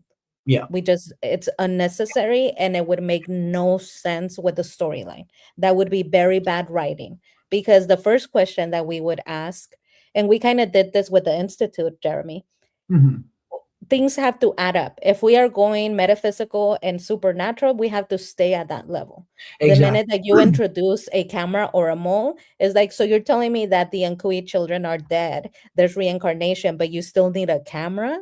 Get out Yeah. of here. And I think if there were like cameras or anything and stuff like that, that that probably would have been we probably would have gotten a little bit of a different reveal in terms of the wires being attached to nothing when it comes to the electricity. They're just attached to nothing. If there was some kind of camera system going on, I imagine those wires would have led somewhere. Yeah, I think you're right. I think we're well into the territory now where this is supernatural. We're very much in supernatural territory, and I don't think we're going to see like a scientific explanation for the power, the electricity, why the monsters know what they know. We are in supernatural territory now, and I think we're going to get supernatural answers. But we shall find out. Hopefully, we shall find out. Yes, those dogs are so weird. We don't know what's up with them. In the beginning, it seemed like they protected the boy in white. But after, while we haven't seen them, only the boy in white. Yeah, the dogs are super trippy too, right? I mean, in season one, we first see the dogs when Victor first has his flashback or when he first remembers the massacre. Season one, episode 4, exactly. That is the exact episode where Victor remembers the massacre for the first time because we see him have this memory. He runs right back to Colony House and he looks for the drawing of the massacre that confirms to him that it was a real memory and not a dream. So, season one, episode 4 is the episode where Victor first remembers the massacre for the first time. What do we see from the massacre? The very next morning, we see the dog right next to the boy in white. Then we get to season 1. The Matthews family gets here, and we see the dog kind of being pretty hostile towards Jim, almost like the dog was protecting Victor in a sense. And then, of course, we see these dogs very much helping Boyd. Like those dogs were super helpful to Boyd on more than one occasion. The dog helps lead Boyd back to well, at first, the dog helps lead Boyd to the talismans. If it wasn't for Boyd following that dog deeper and deeper into the forest, he probably never would have found the talismans. And then, of course, we also see the dog show up right when Boyd first leaves Martin's place, right after he gets the worms from Martin. Boyd's just out there in the middle of the forest.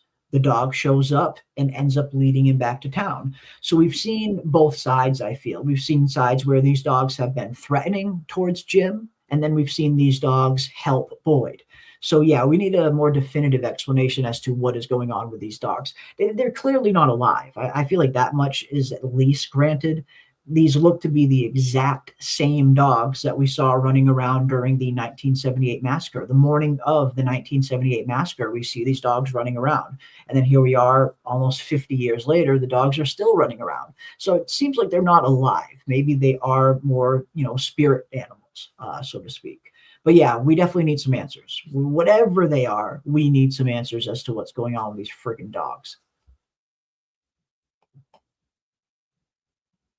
But we shall find out.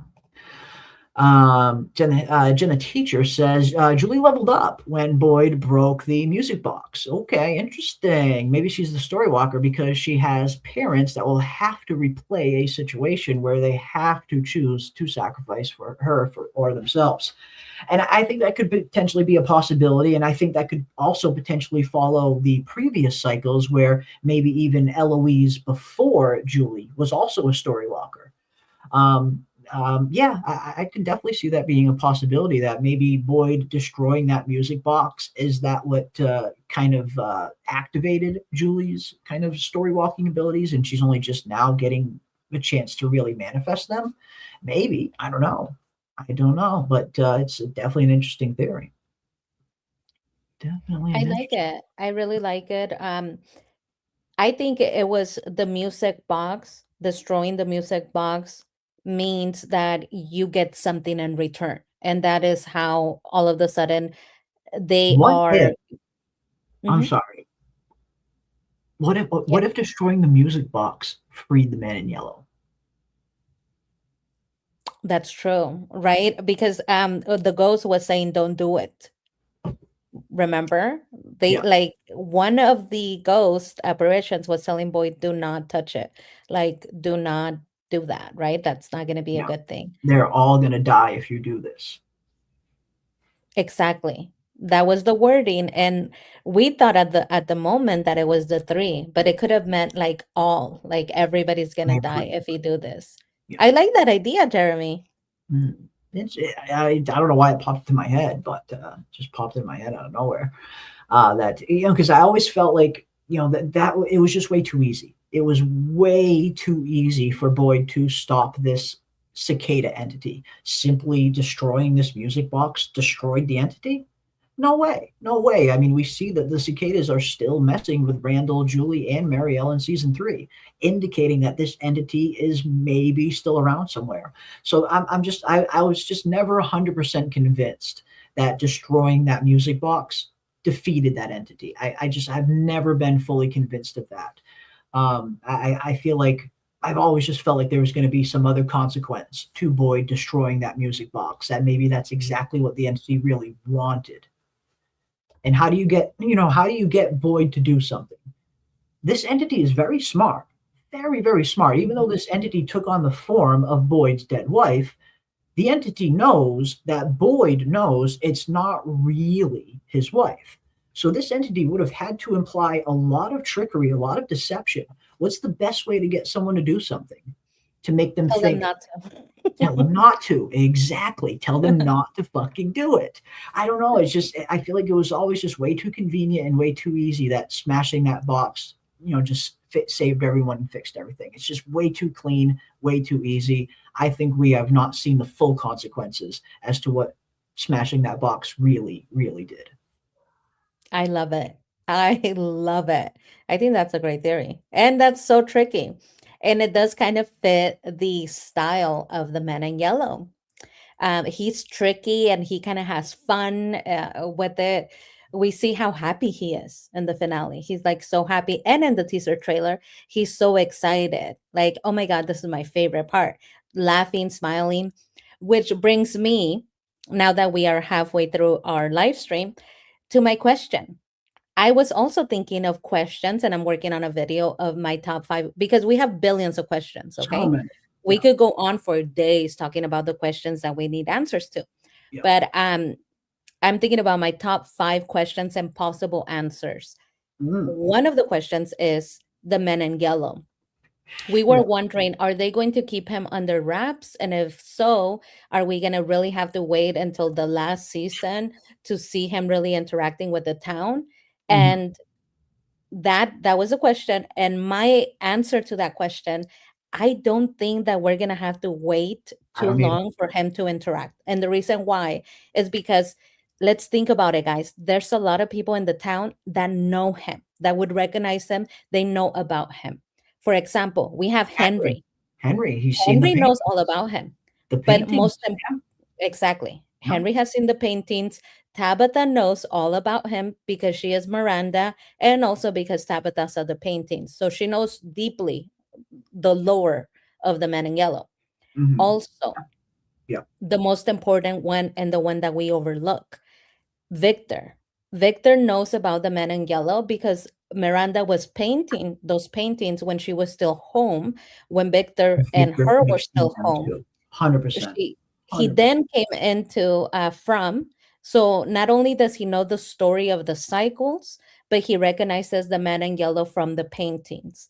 I Mhm. think that Victor has been so traumatized that sometimes he forgets things. It would only take him seeing a depiction of him to remember who the man in yellow is and what he is here to do. So I Mhm. don't think they're going to keep him under wraps because there are multiple people. That's a total of 3 people in town that know about him. Yeah. They've seen him. Immediately they're going to know. I mean, he wears a yellow suit. It's very flashy. They're going to know. Yeah. Yeah. Um so that's one. And number 2, I was rewatching the finale. I'm doing like my 500 rewatch of From. I started mine recently too. Yeah. One of my questions was, which we all forgot, when Jim goes back into the RV, there's the boys of Thomas, an older Thomas. We know that Thomas died when Thomas was a baby. He was months old when he Yeah. passed away. This He was voice at sounds the like it's changing Ethan's table. age, though. You're right. Exactly. So this is an older boy who taunts Jim and tells him, "No, don't go, Dad. Don't Mhm. leave me." Yep. Yep. And so Jim is struggling. He's having a hard time because he's like, oh my God. And it's Ethan who has to embolden Jim to walk away and has Yeah. to remind him, you're right, Dad. This is not, Not him. it's not Yes. him. Because Yes. other than that, Jim would probably have stayed or talked to him or said something. Yeah. And when we heard it, we were all wondering, who is the voice? Is that really Thomas? Does Yeah. that mean that Thomas exists somewhere and From? Yeah. That is the question. Now, Yeah. my possible answer, what I believe the answer to that question is, that voice was the man in yellow. Yeah. The Absolutely. reason why, 100%. it's the man in yellow. That voice happened the same day that we see the man in yellow kill Jim. He laughs after Jim says, okay, that's not Thomas, and walks away. He starts laughing. He's like, no, don't leave me here. And laughs Yep. at him. Who Yep. else was having the best time of his life during that day? This guy that we have This on the screen, guy. man in yellow. He's Yeah. laughing. He's literally smirking, laughing. He's having the best time of his life. A lot of people accused our poor Boy and White of being the boys that was pretending to be Thomas. I Boy and don't. White was not having a good day. He No. was having the worst day that day. He was handling a lot. Every time we saw him on screen, he was pissed off Yeah. more and more and more. But who was laughing and giggling the whole time? This guy. No. Yeah. I Mhm. mean, it makes sense. He was gleefully laughing, sadistic glee, I would say.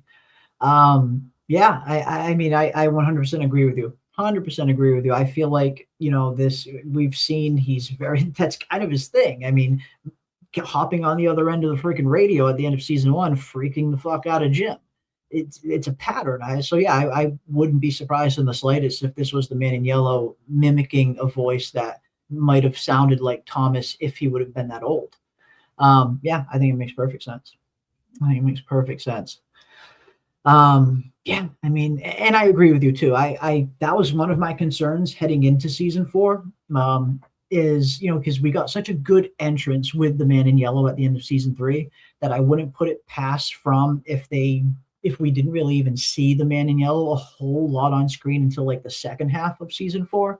But I don't know. The teaser we got completely changed my mind. This scene right here we got completely changed my mind. It looks like we're going to be getting the man in yellow right there, right from the very beginning of season 4.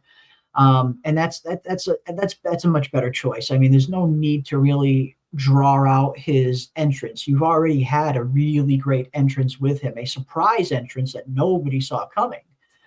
So there's really no real narrative reason to withhold him. Like, now's the time for him to start interacting with our main characters, and I'm hoping that starts off very early. So yeah, I agree with you. I don't think we're going to have to wait very long to see the Man in Yellow start doing some skullduggery. His skullduggery ways. But yeah, I definitely feel like Victor knows more than he thinks. He will start remembering soon. 100% Blue. 100% agree with you.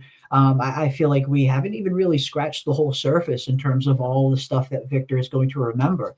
And part of me wonders if Victor will maybe even start to uncover a memory of the Man in Yellow. Maybe Victor has seen the Man in Yellow, not just in the paintings, but actually in here. I mean, Victor's been in Fromville for almost 50 years. For all we know, maybe he's had an encounter with the Man in Yellow that he doesn't remember. Maybe seeing the Man in Yellow for the first time will bring back some memories for Victor of the Man in Yellow. So yeah, but I 100% agree with you. I feel like there's still so much more that Victor is going to have to start remembering, and we'll get some more revelations through that, I think. Definitely think so. All right, let's see what else we got. Scrolling down. Yeah, Victor's dad also saw the painting as well. He definitely will recognize the Man in Yellow for sure. I think that the Man in Yellow did commit the massacres. Perhaps after killing Jim, his favorite part is the beginning of the next massacre with a massacre cycle, whether he physically does it or the monsters do it or are called to do it. And that was my kind of initial thought as well. I'm right there with you. You know, you see that sadistic glee on his face. And when he says, "What comes next," is my favorite part. We are getting to the beginning of the end. This is the beginning of the end. And what do we know, or what do we think happens at the end of a cycle? Well, based on the previous cycle, it looks like a massacre. It looks like a giant massacre ends the cycle, and then another one starts. So yeah, I wouldn't be surprised if that's what he's referring to. And that's why I think we're probably going to have a Red Wedding style episode in season 4, where we lose a lot of characters, similar to how we, like a Colony House massacre in season 1, only losing more main characters, not just secondary side characters. Because we didn't really have any heavy losses during the Colony House massacre attack. We lost Father Cautry, but that was at Boyd's station, at Boyd's police station. It wasn't even at the massacre. So yeah, I think we got some kind of big episode happening at some point in season 4 where we're going to lose a lot of characters. And yeah, maybe that is what the Man in Yellow is referring to. He's referring to seeing this cycle come to an end so another one can start. And maybe that's how all of these cycles end, with a massacre. Yeah, that makes a lot of sense. I think it also, there's evidence for this. Boyd has said it, and a lot of the other townspeople have told us they believe or they feel that From likes to give them hope to And take then it take away. it away. Yes, 100%. Exactly. Yep. And so a sadistic sort of entity like the Man in Yellow, who is having the best time of his life during the finale, he would be somebody who says, "Oh my God, you're so close." And this is the part where I get you. This is my favorite part, where you think that you could potentially get home. He would 100% enjoy that. Also, I really like the idea that one of you came up with on the last live stream. I do not recall the username, but if you're in the chat, go ahead and let us know. Uncui us. One of you said that that he could potentially throw Jim's body through a faraway tree, Yeah. and the body ends up popping up where In- Dell was in town in the pool, right? Mhm. And Yeah. being that he is a playful, because that is the spirit of the Man in Yellow that we have seen so far. He's very playful. He likes to taunt them. He likes to play with their emotions, and he's smiling the entire time. He's Yeah. very playful. That would be something that he would enjoy. Saying, "This is my favorite part. I'm gonna throw him, and then everybody's gonna freak out, and his family's gonna see him like pop through the pool, his dead body." This is hilarious to me. Because if he is also the entity that pretended to be the dead son Thomas, he's playful in that manner. So it Mhm. could be that. That could be his favorite part. And I do really Mhm. like that theory. I like that. I do. I like that a lot. I think that's a great one. And yeah, I just can't wait to see this, the maniacal ways of which he's going to be going about things. Yeah, I mean, his favorite part's coming up, guys, and we're going to find out exactly what that is. I think the men in yellow will try to kill Victor, but Henry will save him. Ooh, interesting. And now I don't know how it'll happen, but Henry is definitely one of my characters that I have on the chopping block in season 4. Just purely narratively speaking, he served his purpose. Like the purpose that the character of Henry had in the narrative of From has been fulfilled, and that was getting Tabitha's memories back. That was so Tabitha could go there, see those paintings, and so she could eventually get the memories back of who she really is. Yes, we got some extra bonus, really good moments, bonus scenes in terms of Victor having a reunion with his father, which of course we all wanted to see, but wasn't really vital to the actual narrative. So when you look at just narrative structure, Henry has kind of served his purpose already. Yes, they could definitely give him another purpose, another storyline in season 4 and 5, which is possible, but I think he's on the way out. I do. I think Henry is very much going to be one of the characters we lose in season 4, and that's going to be devastating for Victor. Mm-hmm. Well, Bill D. Cowboy, I believe that you have evidence for this theory. I 100% agree. He told us this. Okay. Henry told us that this will be what happens. There was premonition, if you will. When he has that iconic scene with Victor, where Victor is acting like a toddler saying, "You don't have to be my dad anymore," Yep. implying, you're not going to be happy with me. You don't have to pretend to be my dad or to love me Yep. like, a child would. Henry tells him, "Listen, none of this was your fault. Your mother did what she did because she was trying to protect you. Yep. And of course, I'm your dad. Now it's my turn to protect you. That's my job now." So he literally told us, he is foreshadowing, your mother Yes. died for you to live. Now it's my turn. My turn. Yeah. It's 100%. to die, sacrifice for Victor to continue living. So I believe that is foreshadowing, saying basically verbatim to us, I'm about to get it. Mm-hmm. 100%, 100% agree. Yeah, I mean, it does. It sounds like perfect foreshadowing that, hey, your mother died to keep you and Eloise safe. Now it's my turn to keep you safe until I lose my life, trying to keep you safe, which I think he will. I do think he will. Will it be the man in yellow that does it, a monster, or something else? I don't know. Who will strike the blow? But yeah, I very much think Henry is going to go in season 4. And like you said, PM, that's just, it's perfect foreshadowing for it. Perfect foreshadowing. You're 100% right. Love it. Love it. This is where I buried Mom. I thought you'd want to see. Oh, God.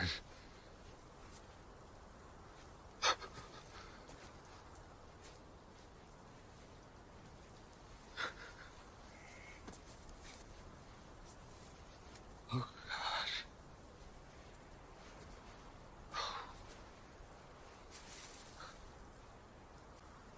Is that Eloise? I think so. All I found were pieces. She was so small. There wasn't much left. I was the reason that she left that night, Dad. I was the reason that she died. Victor. If I just hadn't said anything, he would still be here, and Eloise would still be here. No, Victor, you were just a boy. I should have died that night, too. Well, you don't have to be my dad anymore. No, wait, stop. God damn it, I said stop! Don't ever say that again. Do you hear me? I'm your dad. I will never stop being your dad. Your mother did what she did because she loved you. She was trying to protect you. That's my job now. Okay? It's my job. Okay. Ugh, man, just great acting, right? Just absolutely amazing, amazing performance from Scott McCord. You love that guy. Absolutely love that guy. Absolutely love that guy. And sorry, I did not mean to make Kiwi shed yet another tear. Poor Kiwi. I mean, I get her with these clips sometimes, always making me cry, Jeremy. Sorry, Kiwi. I promise it's not the intention. It's not the intention.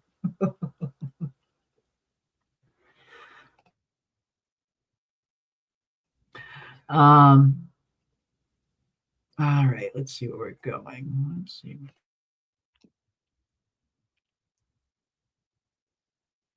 Whoops, I keep accidentally hitting the mute button. Sorry. Yeah, I mean, those two are both amazing. I mean, just the reunion was really good. I think the reunion's probably my favorite scene that they have together, like actually seeing Victor and Henry embrace for the first time, just with that one line of dialogue, that one little line of dialogue from Victor. I couldn't find my way home. You just, it just breaks your freaking heart when you hear that line. And I promise I won't play it.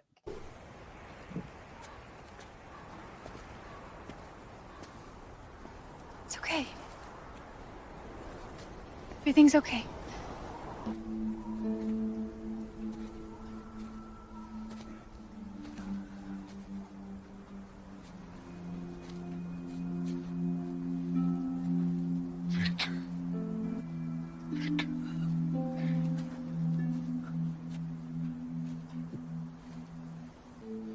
Victor. Victor. Hey.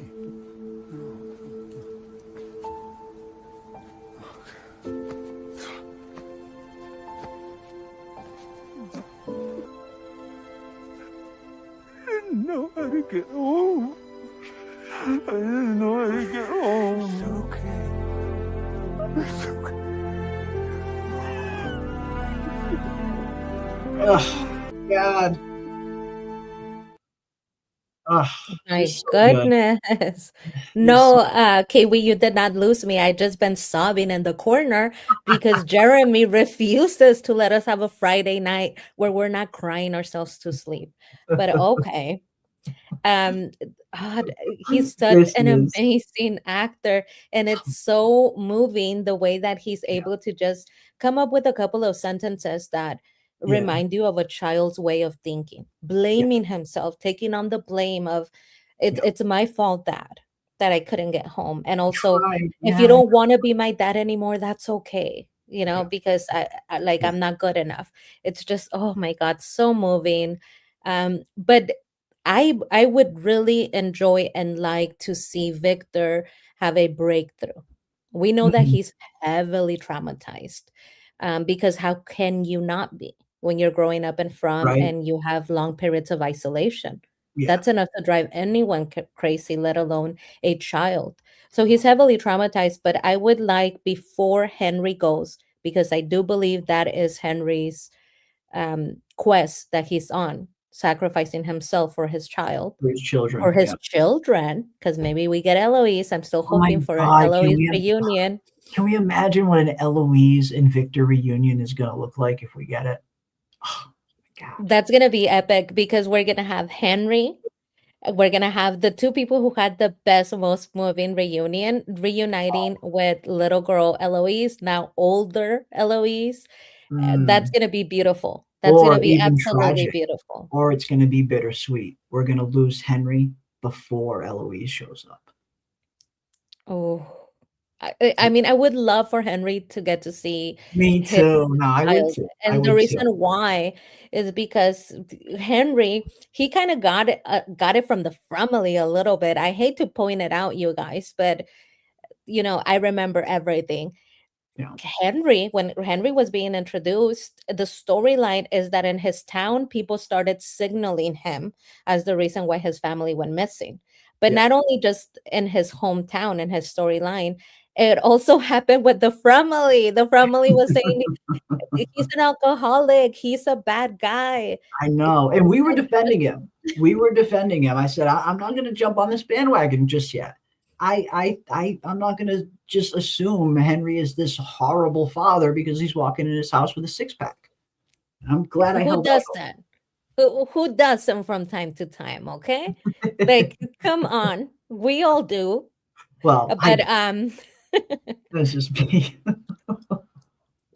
but yeah, I mean, so part of me really would like to Yeah. see Henry Yeah. help Victor have a breakthrough where he can walk him through with his support into telling us everything we need to know, because Victor is a wealth of knowledge. He needs to tell us. We need that information today. You know, Jade was really, really upset with Victor because he knows that Victor has information that And he's he won't share refusing it. to give us. Yeah. So, with the help of Henry, maybe he can break through and give us the information that is vital to getting out of From what he knows about the cycles before he passes away. And just to do the character justice, I really would like to see Henry reunite not just with Victor but with Eloise, so that he can have that justice of, here are my children, I did nothing to them. Yeah. Because part of his storyline was that he was signaled as the reason why his family went missing. And we all know what that means. You know, you're always looking at, did he kill his children and wife? Yeah. And it would be nice for him to get that before he passes away. Mm-hmm. Yeah, it would. It would. I would prefer that. Like, you know, the fan in me wants to see that. You know, the writing mind in me kind of wants to see the other way, just because it's so tragic, but it's such good storytelling. You know, where Henry just tragically dies, saving Victor right before Eloise shows up. Super tragic, making their reunion very bittersweet. But no, I mean, the fan in me definitely wants to see Henry get to reunite with Eloise along with Victor, the three of them. Like, you know, imagine what that scene would look like, the three of them in the same room together. That'd be nuts. I think it'd be a really good scene. Really, really good scene. Victor cannot get two happy moments. He went back and forth, both dad and sister. It's most likely will be tragic for Eloise.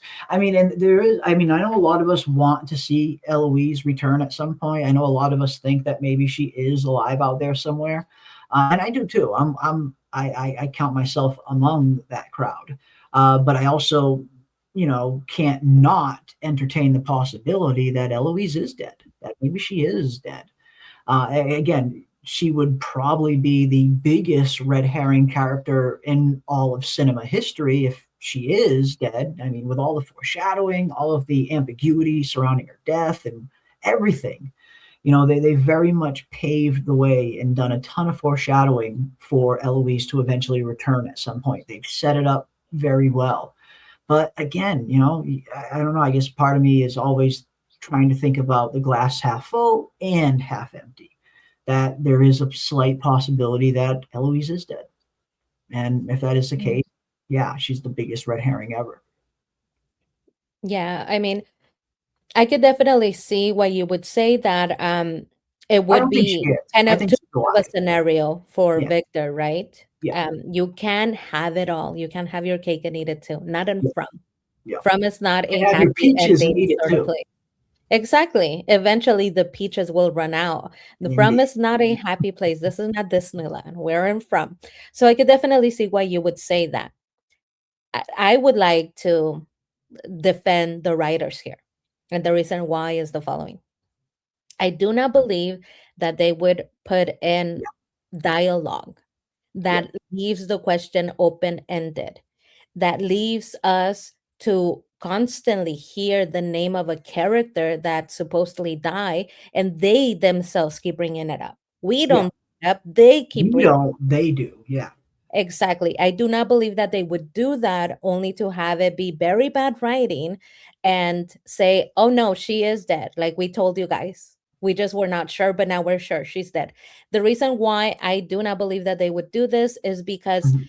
perhaps other writers would. Other writers Yeah. might do that and change their mind and say, no, let's kill her. She's Yeah. dead, since we never gave them definitive Yeah. answers as to her being alive. Mhm. These writers wouldn't. Why not these writers? What Yeah. makes them different? What makes them different is that they got beat the shit out of when they created Lost and didn't answer questions that the audience felt were not satisfactorily, like, didn't come full circle. They Mm. have a lot of experience with people being very unhappy because they paid meticulous attention to detail. They do. They have lived it in the flesh. So I do not believe that these particular writers who experienced what that was, who got to see it firsthand, would then go back and do it again.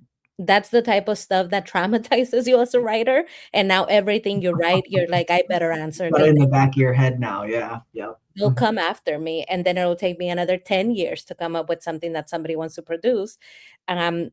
All of those people are in the back of your mind.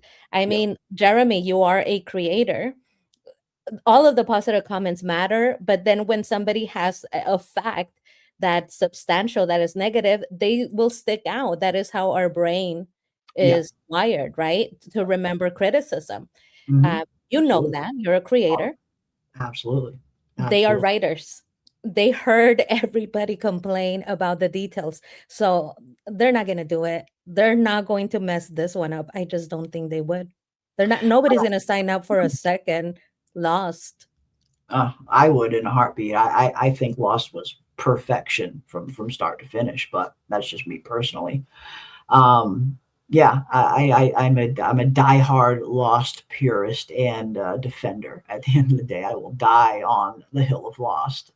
And I think I have a good case. I think when I break it down and kind of get into the weeds, me personally, I got every single answer and then some that I was looking for in Lost. But a lot of people didn't. I mean, they can't ignore that fact that yes, there were a lot of people that weren't happy with the Lost finale. That is very, very valid, and I 100% agree with you. That has to be in the back of their minds when they're writing from. Like they're double crossing their T's and double dotting their I's with this one. So 100% agree with you. I think that would be the smartest approach that John Griffin would make, considering the the history. So yeah, I don't see him doing it either. I mean, I feel like with all the foreshadowing that they set up, and it's not like it's just one or two throwaway lines. There's been a lot of foreshadowing for Eloise potentially still being alive. They've purposely kept her death very ambiguous. There's a reason why we haven't seen it on screen. We've seen Miranda's death. We saw what happened to her. We saw Smiley get her. But there's a reason why we haven't seen what happened to Eloise yet. And yeah, I think you're right. I'm very much expecting Eloise to show up at some point. If she's been dead this whole time, then that's not a good sign of not learning from past mistakes. Yeah, no, she's out there somewhere, guys. It's like in the criminal justice system, okay? No body, no crime. Yep. We don't have a body for her, then yeah, for sure. She's out there somewhere. And the reason why I really like that you brought that up, that we didn't see her dying.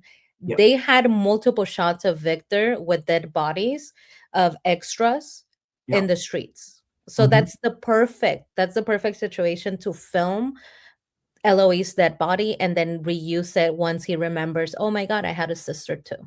Yep. Right? And they didn't. They're saving that. They showed us Miranda. Yep. And they still showed that Eloise got away, right? They didn't show the end of Eloise. We got to see in the finale that Miranda was, taken by Smiley. So we see her demise. We know for a fact that she died, but they also left it open. So now this is them hinting at it, for the fourth, fifth time that she got away? Yeah, there's quite a few references. Yeah, I mean, they're keeping it very ambiguous for a reason. I think there's a reason we haven't seen that, because I don't think she's gone. I think we will see her. I definitely think we will see her. But yeah, I love the Lost too. Absolutely. I mean, Lost was great. Lost was great. Even if they didn't have a fully fledged plan when they started it, I think they ended up wrapping it up as best as anyone could have. But that's just me. I have Lost has a very special place in my heart. So there could be some bias there. Totally fine admitting that. But yeah, love Lost. Absolutely love Lost. Always will. It'll always be right up there in my top 2 or 3 shows of all time. Absolutely. But yeah, Eloise, too much foreshadowing, too much ambiguity. She needs to show up at some point or risk being the biggest red herring of all time and risking the wrath of the fandom, as you mentioned, PM. And I like to think that they have, crossed their T's again and dotted their I's a little better than that. So yeah, I have faith. I have faith that everything's going to get wrapped up very, very, very neatly. Very, very neatly. But yeah, awesome stuff, guys. But yeah, season 4, I can't wait. Just around the corner now. We are getting closer and closer, and it's getting realer and realer. Pretty soon we will be here every Sunday night diving into live watch parties and live after show discussions and seeing exactly where this crazy freaking story is going to take us next. And I am all for it. I cannot wait. I think it's going to be a really wild ride. And again, season 4 is going to be very dark. Very, very dark. Mm-hmm. Yeah, isn't it amazing? The hour flew by, and then we are at 2 hours now. It seems like we only got to about 10 questions. We still have like 550 left. We're going to have to do a part 2, 100%. For sure. Because there's still so many good questions that you guys have put in the Discord, and I do have them marked where we left off. I know we read a few of them, but there's still plenty more to get through. So the next From stream we will be continuing to dive into all of your questions, all of the biggest questions that you guys have heading into season 4. And if you haven't dropped anything in the Discord yet, that is totally fine. You can drop it in there anytime throughout the week. And for our next stream, we will pull it up again and dive right back into all of these questions that we have heading into this next season. I am looking forward to it. I am very much looking forward to it. Looking forward to that too. Oh, Yellow Jackets, looking forward to that too. Do they have a release date? I'm not sure. I still have not seen season 3 of Yellow Jackets. Mm-hmm. I meant to. I started watching it, but I don't know. I don't know if it was just me, but the beginning of Yellow Jackets season 3, it just didn't have the same feeling that seasons 1 and 2 did. So it got to a point where I was kind of tough to watch Yellow Jackets in season 3, just for me personally. So I haven't seen the 3rd season, so I'm not really up to date on what's going on with the Yellow Jackets, where they're at with season 4 and stuff like that. I need to get I need to get on there and finish season 3, and I will. Mm-hmm. I definitely will. I'll get in there and I will finish season 3. I meant to cover season 3 on the channel, but then when it came around, I was super, super busy with like a bunch of other shows, so I just didn't really have a lot of time for Yellow Jackets when it was premiering. But when season 4 comes on, if I don't have a whole lot going on at that time, I'll probably do some coverage of it on the channel. But I got to catch up and watch season 3 first. So I'm very much out of the Yellow Jackets loop right now, unfortunately. Out of the Yellow Jackets loop.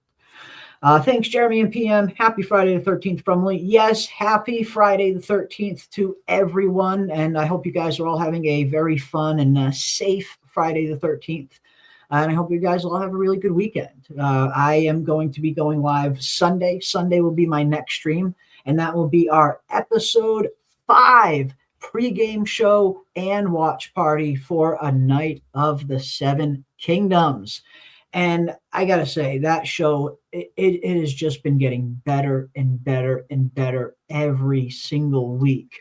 And it's all but kind of erased, not completely, but it's done a lot to erase the bad taste that I think a lot of us had in our mouths for the ending of Game of Thrones and for even House of the Dragon season 2, the second half of House of the Dragon season 2 anyway, where the show started to flounder a little bit.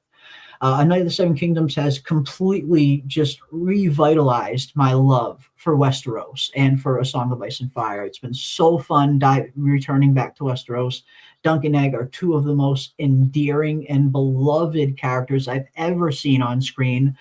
just pure heart, pure underdog heart that you just cannot help but root for. So if you guys are looking for something to watch in the meantime, while we wait for From to come around, I would highly recommend A Night of the Seven Kingdoms on HBO Max. Even if you're not into Game of Thrones, even if you're not into the fantasy genre at all, these characters, this story is so compelling. Even if you're just a fan of good characters, you will like A Night of the Seven Kingdoms, I promise you.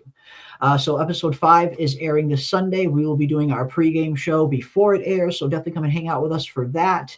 And then we'll be live again next week for our continuation of our Fromville Hour streams. And I'll let everybody know ahead of time what day we'll be going live. It'll probably be Friday. If not, maybe either way, it'll be announced in the Discord when we are going to be going live next. But I'm probably thinking of Fridays. And then when A Night of the Seven Kingdoms is over and the Sundays are freed up again, we'll go back to Sundays, because Sundays was always our stream night. Like we've been streaming on Sunday night for years now. The only reason why we're not doing it on Sunday now is because The Night of the Seven Kingdoms is on Sunday. But there's only 2 episodes of that left, and then that's going to be over, and then we will return to our Sunday night slot. And we will be doing Fromville streams every week until season 4 gets here. We are going to continue this hype train and count down this wait together until season 4 arrives. But big thank you to each and every one of you for joining us tonight on this fine evening. And big thank you to my wonderful, awesome co-host, PM Philosophy. And if you guys have not already, please get over there and give PM a sub. She's been putting out some phenomenal From content. She's got a great breakdown of 28 Years Later, the Bone Temple on there as well. I am going to throw her link in the chat again. Head over there, give PM a sub, check out her latest video. She's got a great breakdown of the From season 3 teaser up there on her channel. And congratulations, this is your first From video of the year, and you're already almost at like 3,000 views. That is incredible, PM. Wow, that's awesome. Oh, thank you. I'm trying. I'm just You're trying. killing it. You're killing I'm just it. a little uncouth child trying. But yeah, you guys, happy Friday the 13th. And uncouth to get your beloved some flowers. And happy Valentine's Day tomorrow.